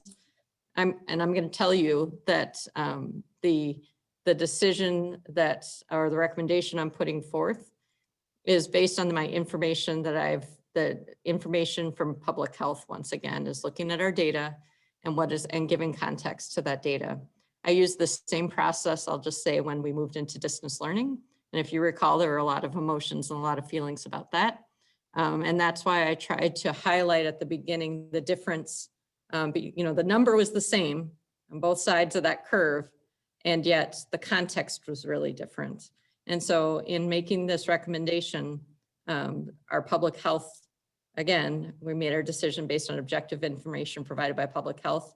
And I'll just say that that's, I don't mean to negate the emotion, because I do know it's there. I recognize that. And yet the decision isn't based on that emotion. The decision's based on the information. Now, the other part that Ismail brought up is it's mental health and student wellness. And that's another part that we have talked about. So I'm glad you brought that up, Ismail. And so I probably should have spent more time when I asked, you know, families to really think about what does your student need and reaching out and partnering with us. You know, bringing students back into, there are a number of families who have said that their students not being in person really contributed to mental health concerns for their child. And now Ismail's talking about the fact that these changes are going to contribute to mental wellness as well. So I'm going to just say that we know that there are changes that do impact, you know, transitions impact student stability in terms of understanding routines. There are things that we need to work with, and our teachers that's part of the planning time, is to talk about those transitions. I also want to say to all those families who said, you know, by having my student back in person, it's going to support public mental health. We knew that when we were in a 6-period day and there was no pandemic, we still had student wellness that was a concern for us. So it's not actually the structure that is always is going to be like, now that children are in person, that doesn't take care of everything that we need to take care of. So I really encourage families to reach out. I encourage students to reach out to share if they need support now in the future, because this has been a hard year and it continues to be, and I know that. So I appreciate, Ismail, that you bringing up student wellness as an important factor and an important place we should pay attention, both as families and as staff. So thank you for that.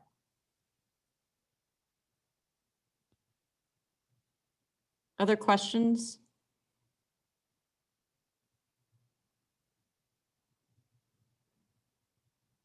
Okay, so I'm going to do this one more time. Families, everyone, we can do this, and it really is up to us in order to stay in. It does require students, and I noticed that there were quite a few students in attendance tonight, more so than usual. So that's nice that we have students involved in this meeting. It really is up to us. Layering those mitigation strategies make a difference. We know that, and so I want to encourage you to lead by example at home, in the community, really help us help each other so that we can move this forward. And if you have no other questions, we are putting this forward as our learning model recommendation, looking for approval this evening. Move approval. Thank you, Kevin. Second. So Stacy, did you second? I didn't hear. I heard. Okay, I thought so. You've been trying all night. Oh, it was Stacy, not Kelly? Stacy said it first, yes. Oh, Stacy wins. Okay. Sorry, Kelly. So we have a motion from Kevin, seconded by Stacy, to adopt this learning model change with the timeline, assuming everything stays as it is, right? There are a lot of assumptions in the model in terms of COVID numbers and data staying on the trajectories that we currently see. So with that, any last discussion?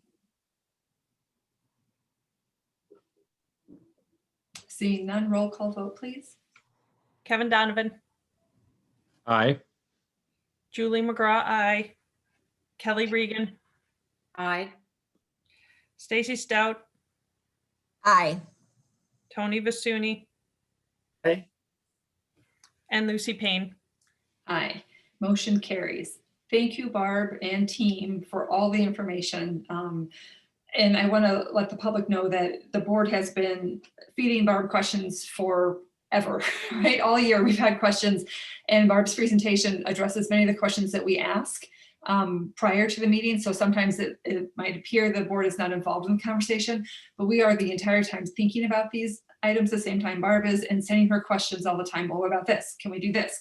And then those questions feed the presentation that she puts together to make sure it's clear to all of us and the public. So thank you, board members, for taking the time to always be thinking about this and providing those questions so we can have the information up front in that presentation part. So with that, we'll move on through the agenda. Next, we have a number of items with Jeff Priest, our business manager, starting with the approval of the revised long-term maintenance facilities maintenance plan. Oh, there's Jeff. And Jeff, can you share your screen or do you need me to do mine? Yeah, nope, I can do it.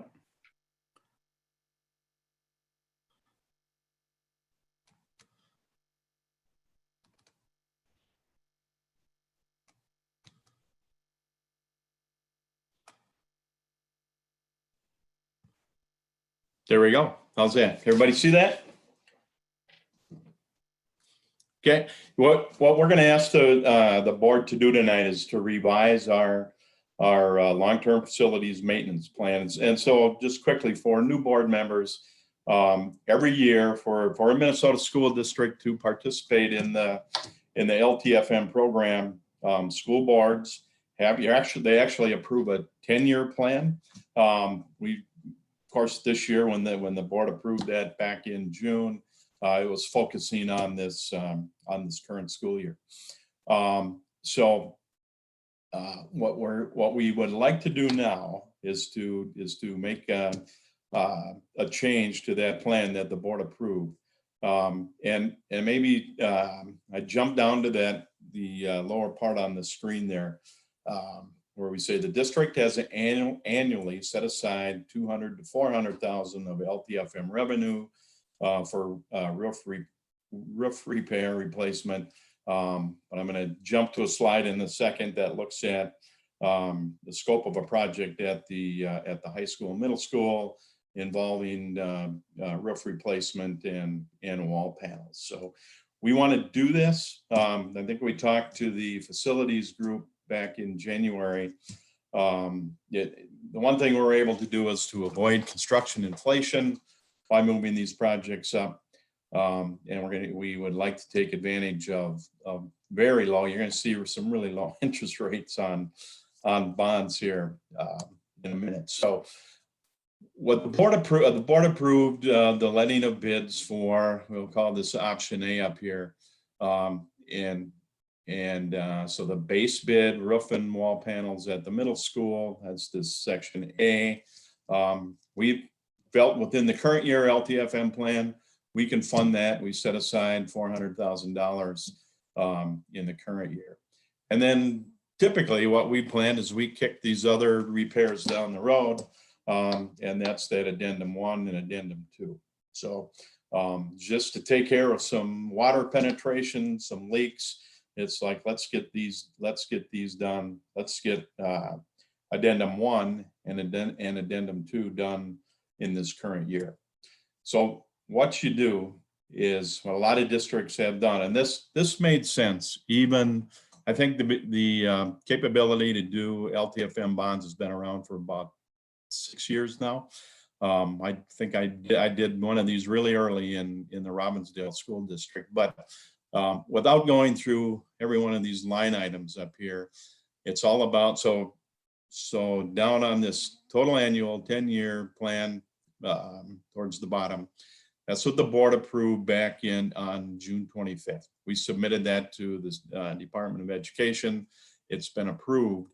But what we want to do then is sell some LTFM bonds, they're called general obligation bonds. And you essentially move the bond resources, bond revenue up in that fiscal year 22. So we get $600,000 of bond revenue. And then we use LTFM funds to amortize those bonds over the next 5 years. So it allows us to get that project done and utilizing future LTFM revenue. And it's just amortized over from fiscal year 23 through 27. So the $600,000 in bonds funds that addendum 1 an addendum 2.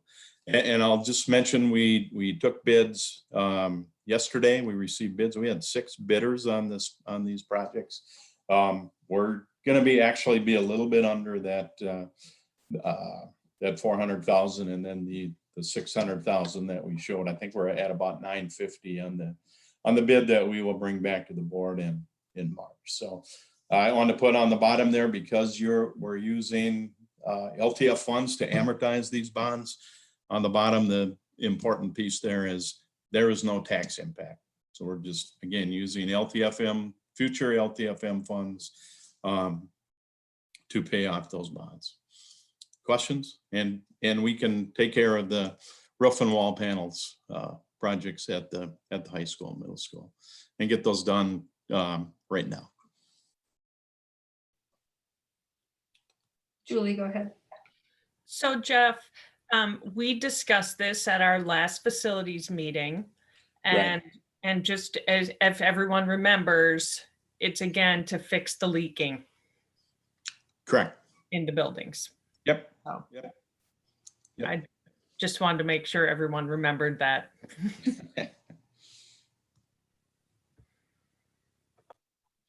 Any other questions? If not, I'll entertain a motion.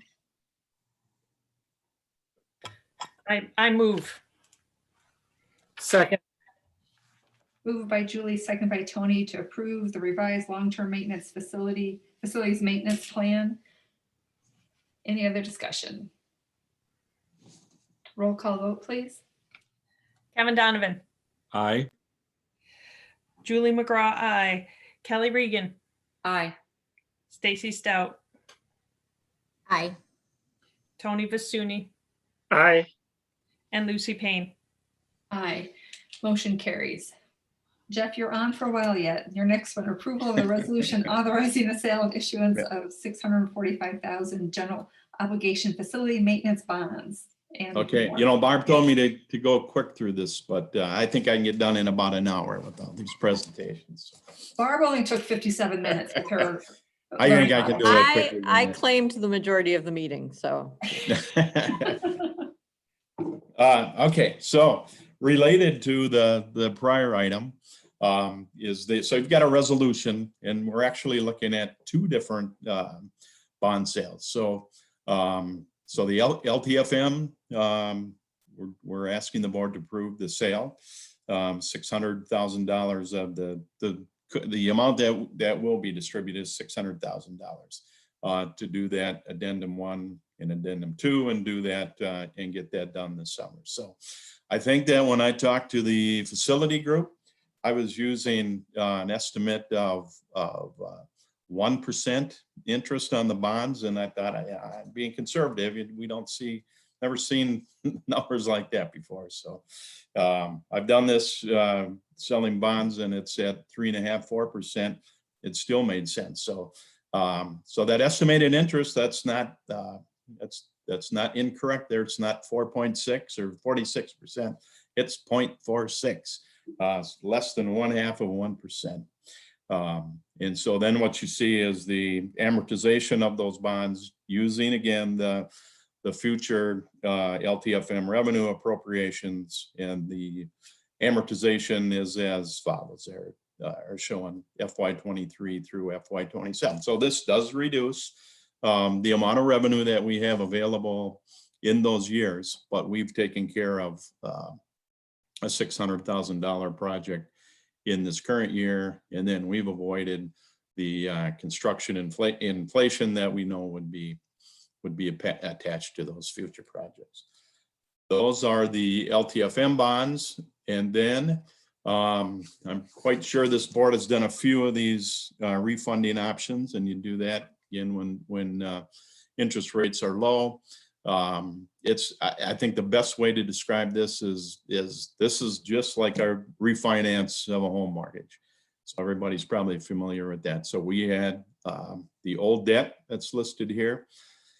And I think the coupon rates were probably 4 to 4.5% on that, on the old debt. So that pint there, the principal and interest, we show that for the old debt that we're going to retire.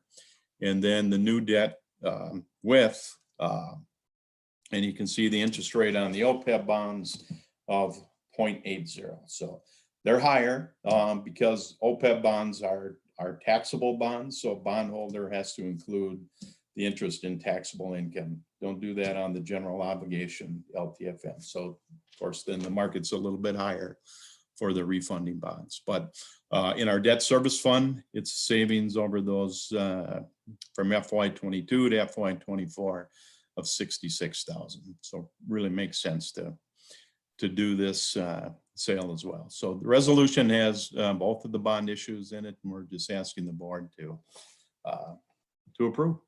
Questions?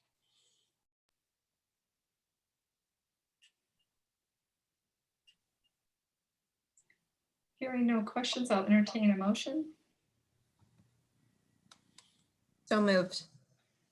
Thank you. Moved by Stacy, Second. second by Julie. Any discussion on the motion? Roll call vote, please. Kevin Donovan, Aye. Julie McGraw, aye. Kelly Regan, Aye. Stacy Stout, Aye. Tony Vasuny, Aye. and Lucy Payne. The chair's aye, motion carries. You're halfway done, Jeff. All right. Okay, thank you. So next one on the agenda is approval of the 2020-2021 revised budget. Okay, it's this one then. We still see, oh, there it goes. Yeah, how's that? Okay. I mean, you know, we have been, I think I look back and we probably been talking about these revised numbers since maybe October. So I know the board has seen these several times. And I'm going to go to the key takeaways here. And I think this was probably, I reported on this probably back in December. So you know what? First, I'm going to go find it to my numbers. There we go. So the revisions are, as you can see there, the revised revenue for, we're talking about the next, we're going to be talking about next year's budget, but this is 2021 total, and looking at the general fund. So the sources of revenue there for the general fund as well as the uses, and then we're projecting a surplus of 310,000, 310,245. So the key takeaways here, we and I know we've talked about this several times. So the revision from the preliminary budget that the board approved back in June, we reduced general education aid to reflect our change in enrollment. We have received and used about 996,000 of COVID relief funds. That number that we're looking at, that surplus of 310,000, that puts us well above our board target of 8% unassigned fund balance. We're looking at a projection of 8.7. And then again, we've been talking about this at several meetings, but and I think I had this in there earlier, we need the board to take action basically to keep our auditors happy when they're here next summer. Did you have the board approve this budget? Yes, we did. So it's just taking official action on these items that we've talked about. You want me to key in? I know we've looked at this several times, but you want me to key in on any of the items there? So Jeff, you're correct. We spent a lot of time looking at these numbers at study sessions and things. So unless an individual board member wants to speak up for something they want to look at more closely, I think we're good. I feel like Jeff keeps us very well up to date on how much we're spending and what it looks like. So thank you, Jeff. You're welcome. So I'm looking for a motion to approve the revised budget. So moved. Thank you, Kevin. Kelly, was that you? That's correct. Okay, thank you. Sometimes it's hard to tell. Moved by Kevin, second by Kelly. Any other discussion? Seeing none, roll call vote, please. Kevin Donovan, Aye. Julie McGraw, aye. Kelly Regan, Aye. Stacy Stout, Aye. Tony Vasuny, Aye. and Lucy Payne. Chairs, aye, motion carries. Last one, Jeff, approval of the Okay, fiscal thank year you. 2020 budget planning All right. assumptions. Okay, so earlier this month, we reviewed the assumptions that we're using as we develop the budget for 21-22. So now we're talking about the following year with the assumptions that we have in place. You can see and we're just looking at general fund. Won't be long, we'll be bringing the other special revenue funds and debt service funds to the board. But this is the big general fund, the important fund. So again, surplus plan with the assumptions that we have in place, that 254,000, the revenue over expenditures, and a fund balance, again, adding to the fund balance and keeping us well above the board's fund balance target. So I probably won't look at each one of these. We just did this a couple of weeks ago, but I just want to put this one up especially for new board members. And we talked about the basic general education aid component generates 55% of that total revenue. So where that basic formula goes, that 6,600 is really important. So right now, we have built in, so the numbers that you're seeing on the total revenue reflects us using a 0.5 increase up to 6,600. And we know the governor's budget recommendation is 1%. So we're stepping back off the governor's recommendation by 0.5%. That's the big one. Obviously, as we're watching as we are in the midst of a legislative session, and we'll see where that ends up. But just so we know, so the numbers that are reflected in total revenue, we're using that 1%. We basically, on our other components of general education aid, that's a dollar amount times pupil units. We are using, as we talked about a couple of weeks ago, we're using current law formulas, so planning no increases for any of those components. The board has already, the uncertainty you have developing a budget is the tax levy, because the school board adopted that levy back in December. So we know that 9.3 is going to be fairly accurate, plus or minus delinquent taxes and excess taxes, et cetera. So, and then our special education aid, which is a part of this state categorical, or 67% of that, we're assuming there's no increase in that component. So I think we're going pretty conservative on the revenue side. And then this is the big part of the expenditure side within the general fund, and that's our salaries and wages. For the most part, we're moving current staff forward, and then we allow for changes, inflation through negotiations. We have some contracts that have been settled for the 21-22 year. All of those enhancements have been factored into the budget. And then again, for contracts that haven't been, we do provide for some inflation to those contracts. That is the 77% of the total spend on the general fund. Here's some of the other. Whoa, we just lose that. I'll just jump down to that last slide. There we go. So here's some of the other kind of non-staff kinds of expenditures and what we built into the budget. So again, If you have the LTFM, I think you're on a different one right now. That's on, you're sharing a different screen than you're looking at. well, how does that happen?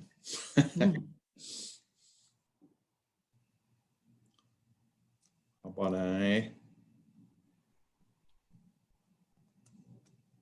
you know what? I probably wouldn't have any more on that their presentation. So again, it's the information that we just looked at 2 weeks ago, the assumptions. And I think the important thing is there right now with the, I think, really conservative assumptions on the revenue side, probably both revenue and expense, we're projecting a surplus of about 254,000, which will again continue to build back that unassigned fund balance. So, questions? Go ahead, Kevin. So we get the state budget forecast tomorrow. Is that correct? I haven't heard that. I mean, yeah, we're waiting to, we're certainly waiting to see that. We're waiting to see the House and the Senate to put a budget bill out there. So we have the governors. So I did have occasion on Tuesday to ask Senator Chuck Uyghur, our senator, what he thought for the budget for schools, and he apparently is going to be bringing forward a 2+2. And I asked him what he thought the likelihood of that would be. And I got from him, reading between the lines, that might really be a push. But again, we don't know until we get that. I think it's the end of February forecast, which might help. Sure, that certainly helps. Yeah, put some light on where we're at currently as a state. But I think you're very wise on budgeting with your assumptions to where they're at. So, okay. Other questions?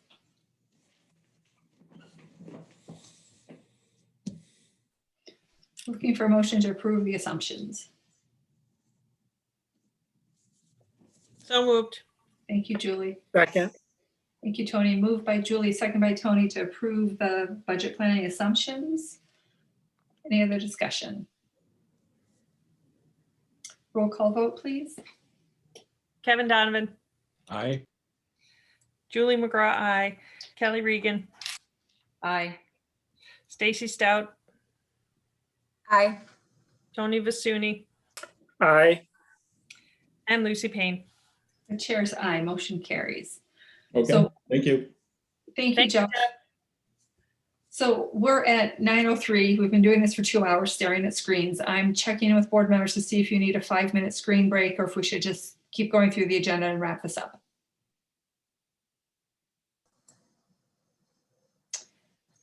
I'm happy to keep going. Let's keep going. Okay, I just want to make sure, just checking in. I trust you'll interrupt and ask for a recess if you ever need that, but I just wanted to check in at 2 hours. So next on the agenda for action items, we have approval of annually reviewed policies with no changes. Barb? Yes, so I'll be quick. So again, these policies went through the policy committee. We do look at these annually. There are no changes recommended, but we do need to, these are policies we need to look at annually. Typically, we do 3 readings. We're recommending, or policy committee, I think, discussed recommending this. So I'll say I'm recommending that we don't have 3 readings since these are annually reviewed. They have no changes, and I'm recommending that they are approved tonight. So what we're hoping to do is just sitting on the policy committee and being part of that conversation, we're hoping to just acknowledge the fact that they have been reviewed because there are no changes. And when we do the 3 policy readings, so the community has the opportunity to talk at public comment and gives us time to ask questions on changes. There are no changes. And so we just need to acknowledge for these policies, because they need to be annually reviewed, that we have done our annual review. So moved. Thank you, Kevin. Second. So moved by Kevin, second by Stacy to approve all the annually reviewed policies with no changes. Any discussion? All right, roll call vote, please. Kevin Donovan, Aye. Julie McGraw, aye. Kelly Regan, Aye. Stacy Stout, Aye. Tony Vasuny, Aye. and Lucy Payne. Chair's aye, motion carries. Moving on to school board committee reports, starting with Tony, AMSD. I can report from both the January and February meetings. And the next meeting is March 5th. And to Kevin's point at our meeting, I do believe they said the estimate for the forecast is tomorrow for the budget update. Most of the focus from the last meetings have been legislatively focused on what's going on at the legislature. They had a nice preview with a lot of legislators from around the state, and also got some updates from both the governor and vice governor. At the February meeting, we did pass a session brief on the constitutional amendment. It's sometimes referred to as the Page Amendment that's being talked about trying to get onto the next general election ballot. The brief is on their website. I'd highly recommend if anyone's not familiar with what the Page Amendment is, and it's talking about redefining education in the Minnesota Constitution. The session brief does a nice, really brief job of getting the highlights in case you're looking for that. And I'd be happy to send it to anyone if they want it sent to them. And then lastly, I just want to highlight the website. It's a great resource, especially, I don't know, with Kelly being new, it has all the updates on the legislative front and how things are moving through. Being new to that, that's kind of a great resource to look through. And they also have a Reimagine Minnesota, which is a nice strategic plan that's been developed, just as a highlight to look through. That's my update. Any questions for Tony? Go ahead, Kevin. After you mute yourself, we'll hear the question better. I knew I'd do it at least once here. In the position paper on the Page Kashkari proposed constitutional amendment and I can I'll go out and read the document, but did they take a position to endorse or to not?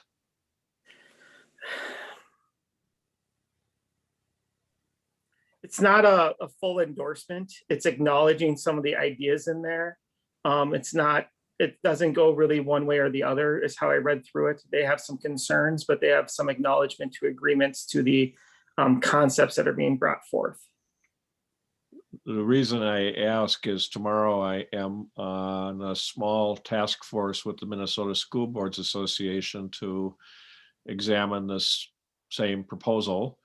And so I've been reading voraciously anything I can get my hands on that has anything to do with this, try to just figure this out. So I was hoping that I'll read the paper. That should be helpful to me. So thank you.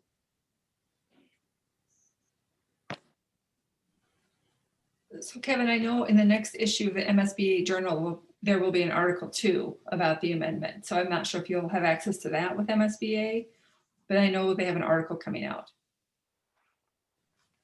Thank you.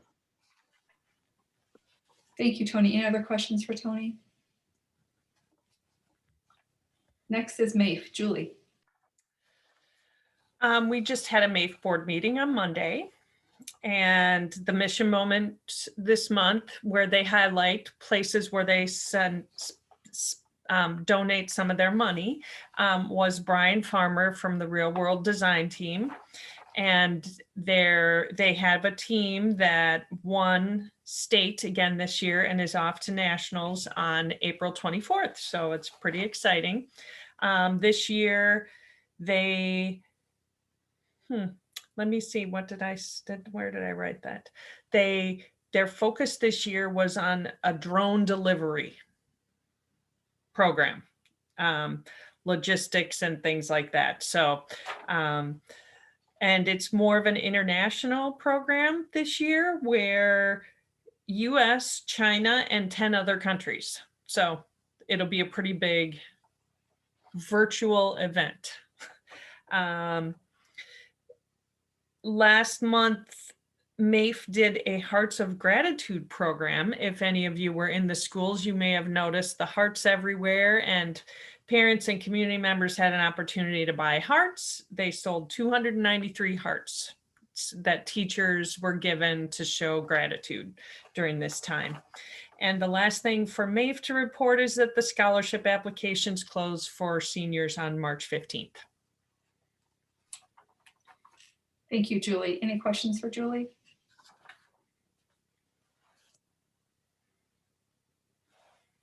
All right. Next, we have MSBA legislative update. There's a lot happening at the Capitol. Tony's right. AMSD has some great resources, but if you're not on the MSBA listserv to get them delivered to your inbox, you might consider doing that. They come every week. In addition, there's the Friday chat. I've seen Tony and Stacy there, I think, a couple times, and others, where it's a nice opportunity to get caught up what's happening at the Capitol.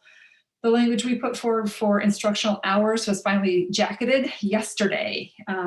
Senate File 1441, and I don't have the House file number yet. And so next week, they've asked me to come testify again, and I might have a conflict. So if someone else is interested in testifying around the instructional hours piece that we've been working on, if you'd let me know through email, that would be great. The time would be Wednesday at 3 o'clock.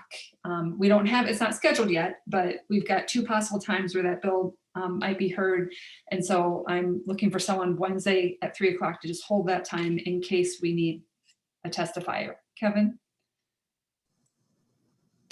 Virtual, I assume? Yes, virtual. Okay. So if anyone is available, if you want to just email me, and then I'll keep that person updated on what's happening this week. And that would be the Senate. I have the House language, it's very similar, but I haven't found the House file number. Someone sent me that as an attachment. So that's all moving along quite nicely. So thank you for putting that resolution forward and working on that. Any questions? Jacketed means given a number, a bill number. So I don't know what that slang means, Lucy. So all right. Barb and I and some other superintendents have been working behind the scenes on the language, reviewing language between the House and the Senate files to try and get them as close as we could to save debate on the floor. And what have we been working, Barb, since January, December? It's been a while. But now finally they've locked down the language because the bill includes other things besides our language that we worked on. It includes some pieces on the innovation zone. It includes pieces on distance learning. There's a really nice piece in this bill about districts being able to continue distance learning for students enrolled in their districts. I mean, again, this is all bill language, it's not approved, but would allow districts to continue distance learning only for their students, but not for students outside their district. Right now, it's a lengthy approval process through MDE to be an academy to do that. Remember, we had an academy years ago that we've closed. So there's lots of really good language in this bill, but as it goes through the process, it can change quite a bit. So I'm excited that it's gotten this far, and I just hope it makes it through in some sort of format, but we'll see what happens. So if it's an internal academy for student learning, I mean, is that an opportunity where we're losing money by not having a virtual academy? I mean, are we making a mistake by not trying to bring our virtual academy back? So I think there's a lot of resource questions around that. I don't know if we want to send that to Barb and ask for an update later on that. I don't think we're in a position to answer that tonight, Barb, are we? No, I'm not. So I could look into that for you. Well, what have you been doing? Yeah. Just kidding. Just kidding. Just kidding, Barb. I got it. Okay. So moving on, 916 board, Kevin. Well, let's see. The big piece going on right now is we're really in the midst of a superintendent search. We had a very good number of applicants to choose from.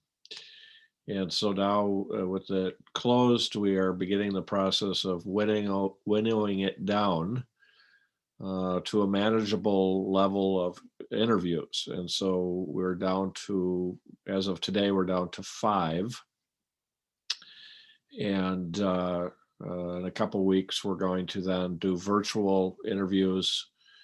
And they will be from, I think our day is from 8:30 to probably we won't be done until about 5, with about a half hour for lunch.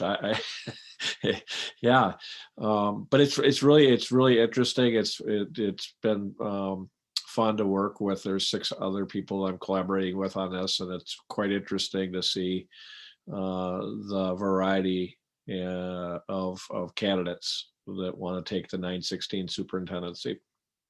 So more to come on that. Of course, there's things that I can't really talk about at this point, but we'll be able to talk about probably at our next meeting. So the other thing is I'm going to send this around. Here's my screen share. I don't know if you can see this, maybe. Hold it straight. There we go. See, I'm not quite as tech savvy as Kelly here, but I don't have privileges to do it either. So, but what I was trying to show you is that 916 has a foundation, just as Mahtomedi has MAVE. There's a foundation that helps 916 do the programs that it wants to do. And so there is now a virtual gala where you just go to Give Men. If you feel so moved, you go to Give Men and you can participate in their gala. And historically, a number of board members have chosen to do something with that. And so once a fundraiser, always a fundraiser. I'm sorry, you guys, but 916, I think, doesn't have the same, they don't have the structure that MAVE has. And so I think this year they really could use the help if you were moved to do so.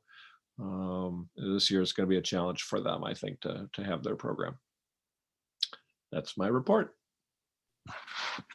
Thank you, Kevin. Questions for Kevin about 916? Go ahead, Stacy. I just want to say I used to serve on the 916 Foundation board, and they really do good work. Lucy and I have been to that gala many times, and I just can't say enough good things about them, the way they serve students, and the money really, they put it to really good use. So, thanks, Kevin. Thank you.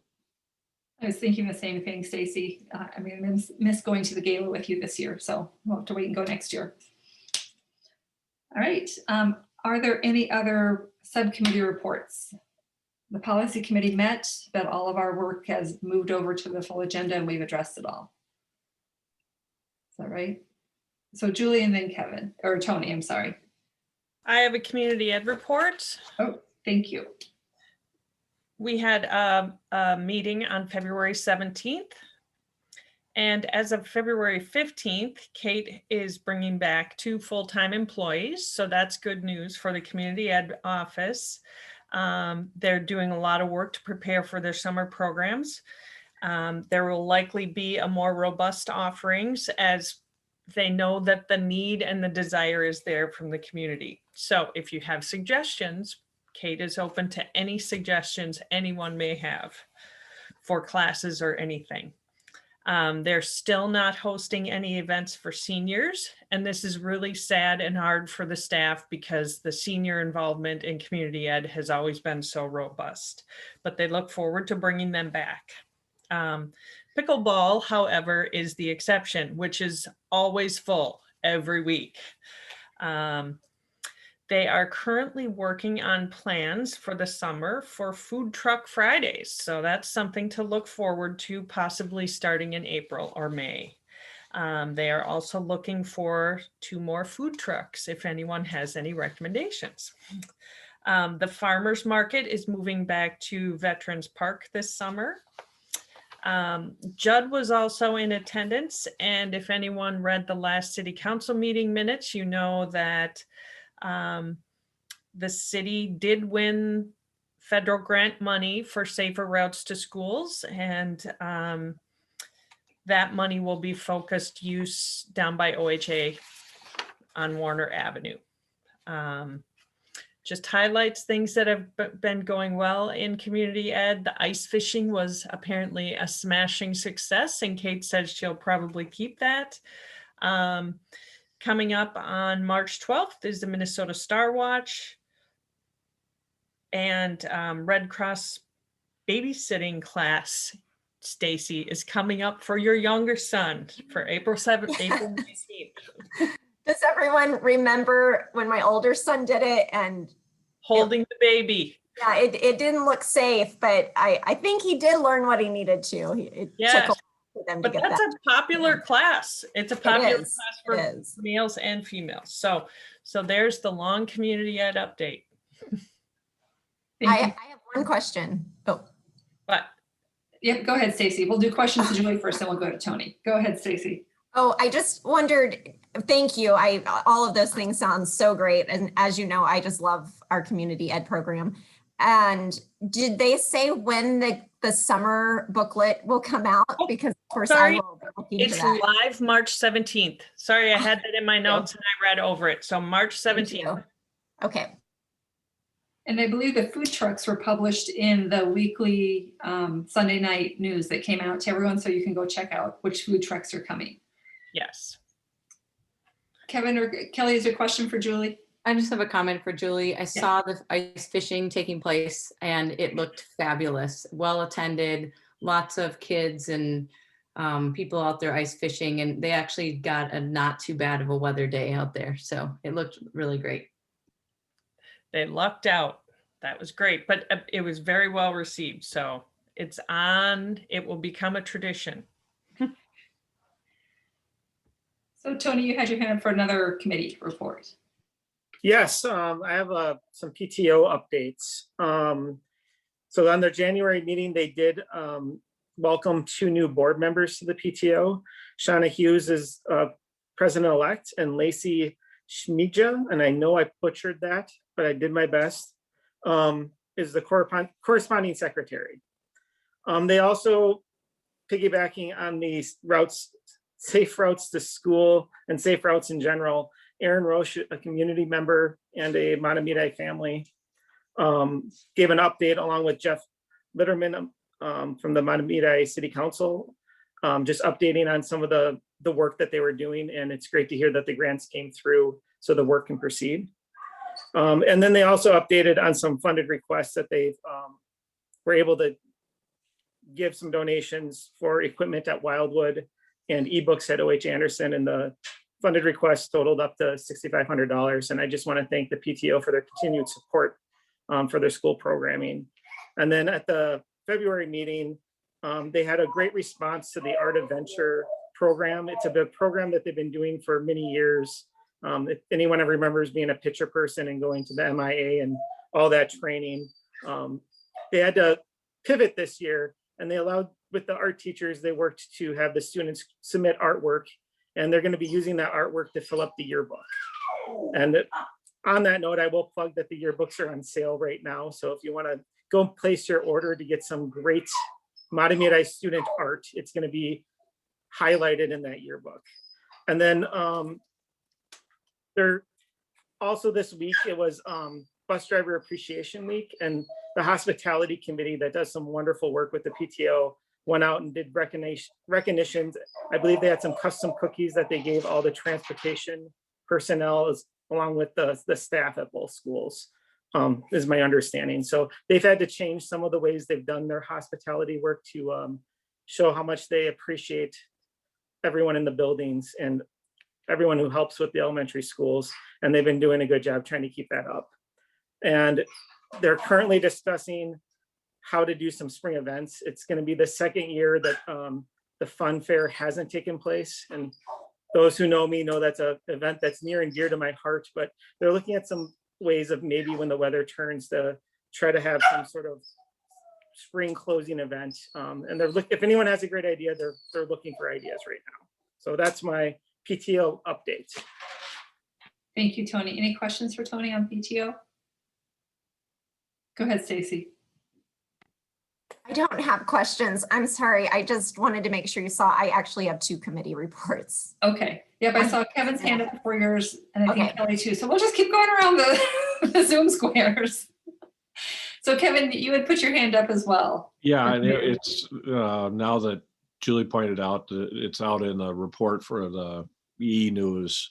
But I was going to suggest El Parante has a very good food truck and it's local there. So okay, great, thank you. Stacy and then Kelly. Kelly, did you have something? I thought you did. No, I actually just wanted to say that Stacy was going to report on district curriculum advisory since I had a work commitment. So it's on to Stacy. Thank you. Go ahead, Stacy. All right, I'm going to start with the GT Advisory Committee met. And we have a new GT coordinator this year. She's been fabulous. She's very responsive to parents. And so I think that's been really good. I'll be very brief. She did touch on the COGAT test will be given in 3rd grade this year. In previous years, it was given in 1st and 4th.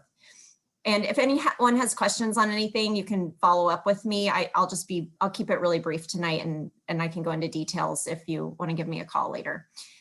Another thing that we will see at the middle school is, I don't know if everyone was aware, but this year they did away with the accelerated science in 6th grade and then moving on up to 7th and 8th.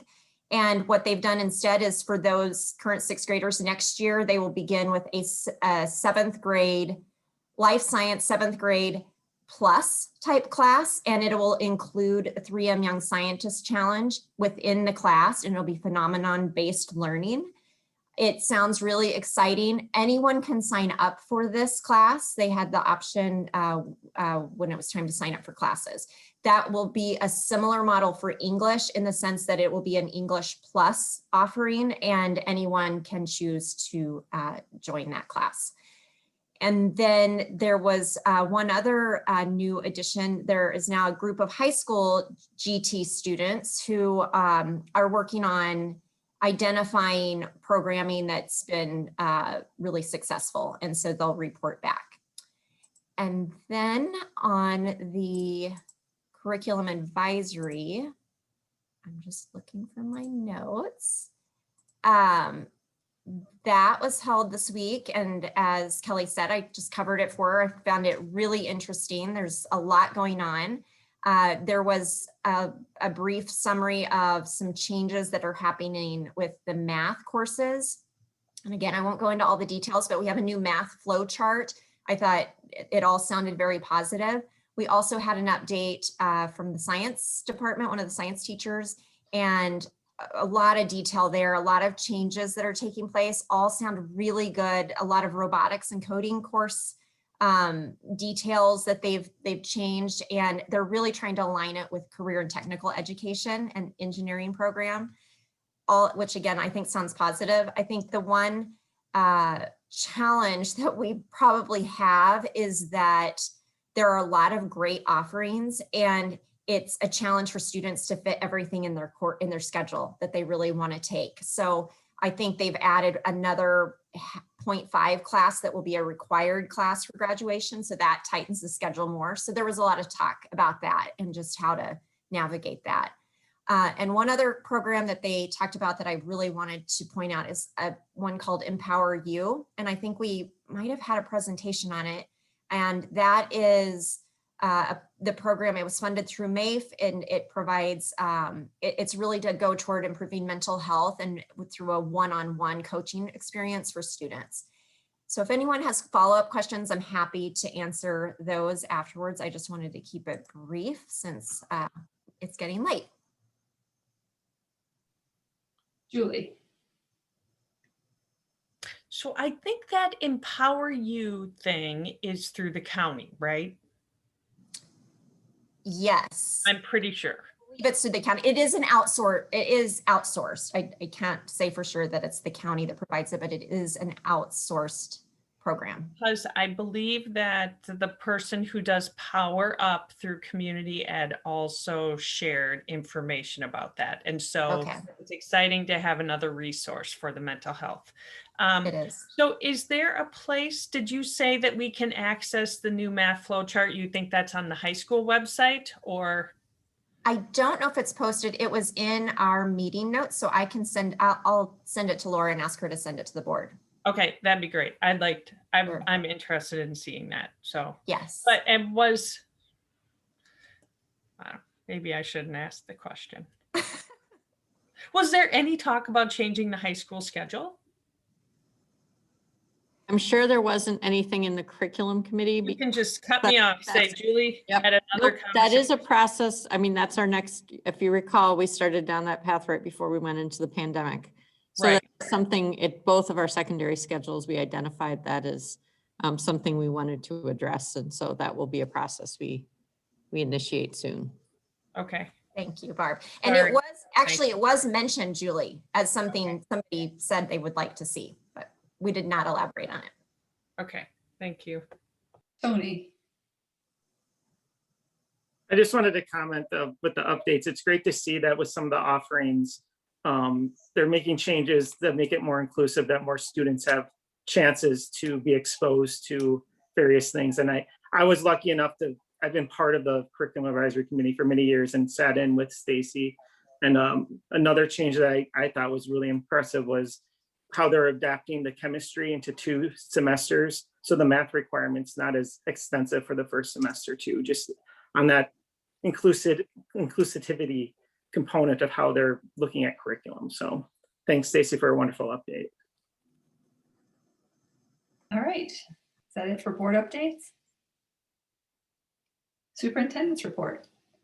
I will make this brief too, because you've heard a lot from me, but I'm going to just once again, just thank some people, our teachers who, who have been at it all year long with changing what they're doing to meet the needs of kids during this time. So I'm really thankful for what they've done. Our students have been leaders in a lot of the work.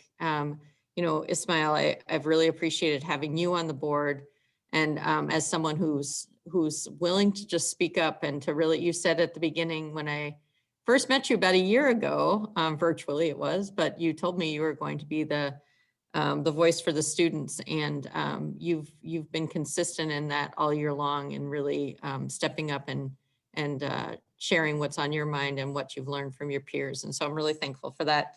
And we have a number of student leaders out there who have been doing a lot of work to try and reimagine what things can look like for the classroom and for events and for gatherings with other students. And so we've just seen leadership come from all areas this year. Just again, doing everything we can to support students during this time. And I know that our staff really want to be champions for the kids in front of them, and they continue to be. They're constantly thinking of what the students need in thinking about all these transitions that we've had this year. So I'm really thankful for all that's been happening and will continue to happen to support students.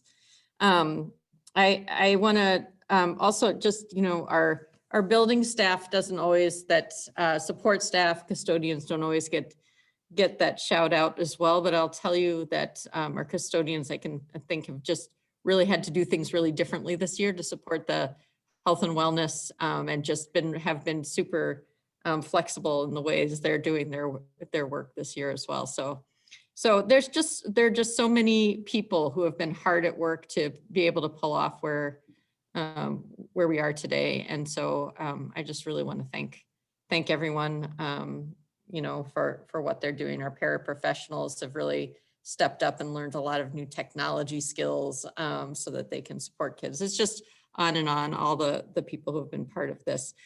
And then I also want to give a shout out to our school board. It is School Board Recognition Week. And so thanks for all that you've been doing to work through all of the different changes, take responsibility for really thinking hard about what we need to do as a district to support our kids and families. And so thanks for everything that we've done, and we'll continue to do. This is not really meant to be a sign off. I just really want to make sure that I acknowledge people who have been all in this year, working together to move things forward. So thank you for that. And I think like I've said, you've heard plenty from me today, so I'll just leave it at that. Thank you. Thank you, Barb. That is the end of the items on the agenda. I'm looking for a motion to adjourn, please. So moved. Thank you, Tony. Second. Moved by Tony, seconded by Stacy. Roll call vote, Julie. Kevin Donovan. Aye. Julie McGraw, aye. Kelly Regan. Aye. Stacy Stout. Aye. Tony Vasuny. Aye. And Lucy Payne. The chair's aye. Motion carries. Thank you for sticking with us so long tonight, and we are adjourned. Thanks.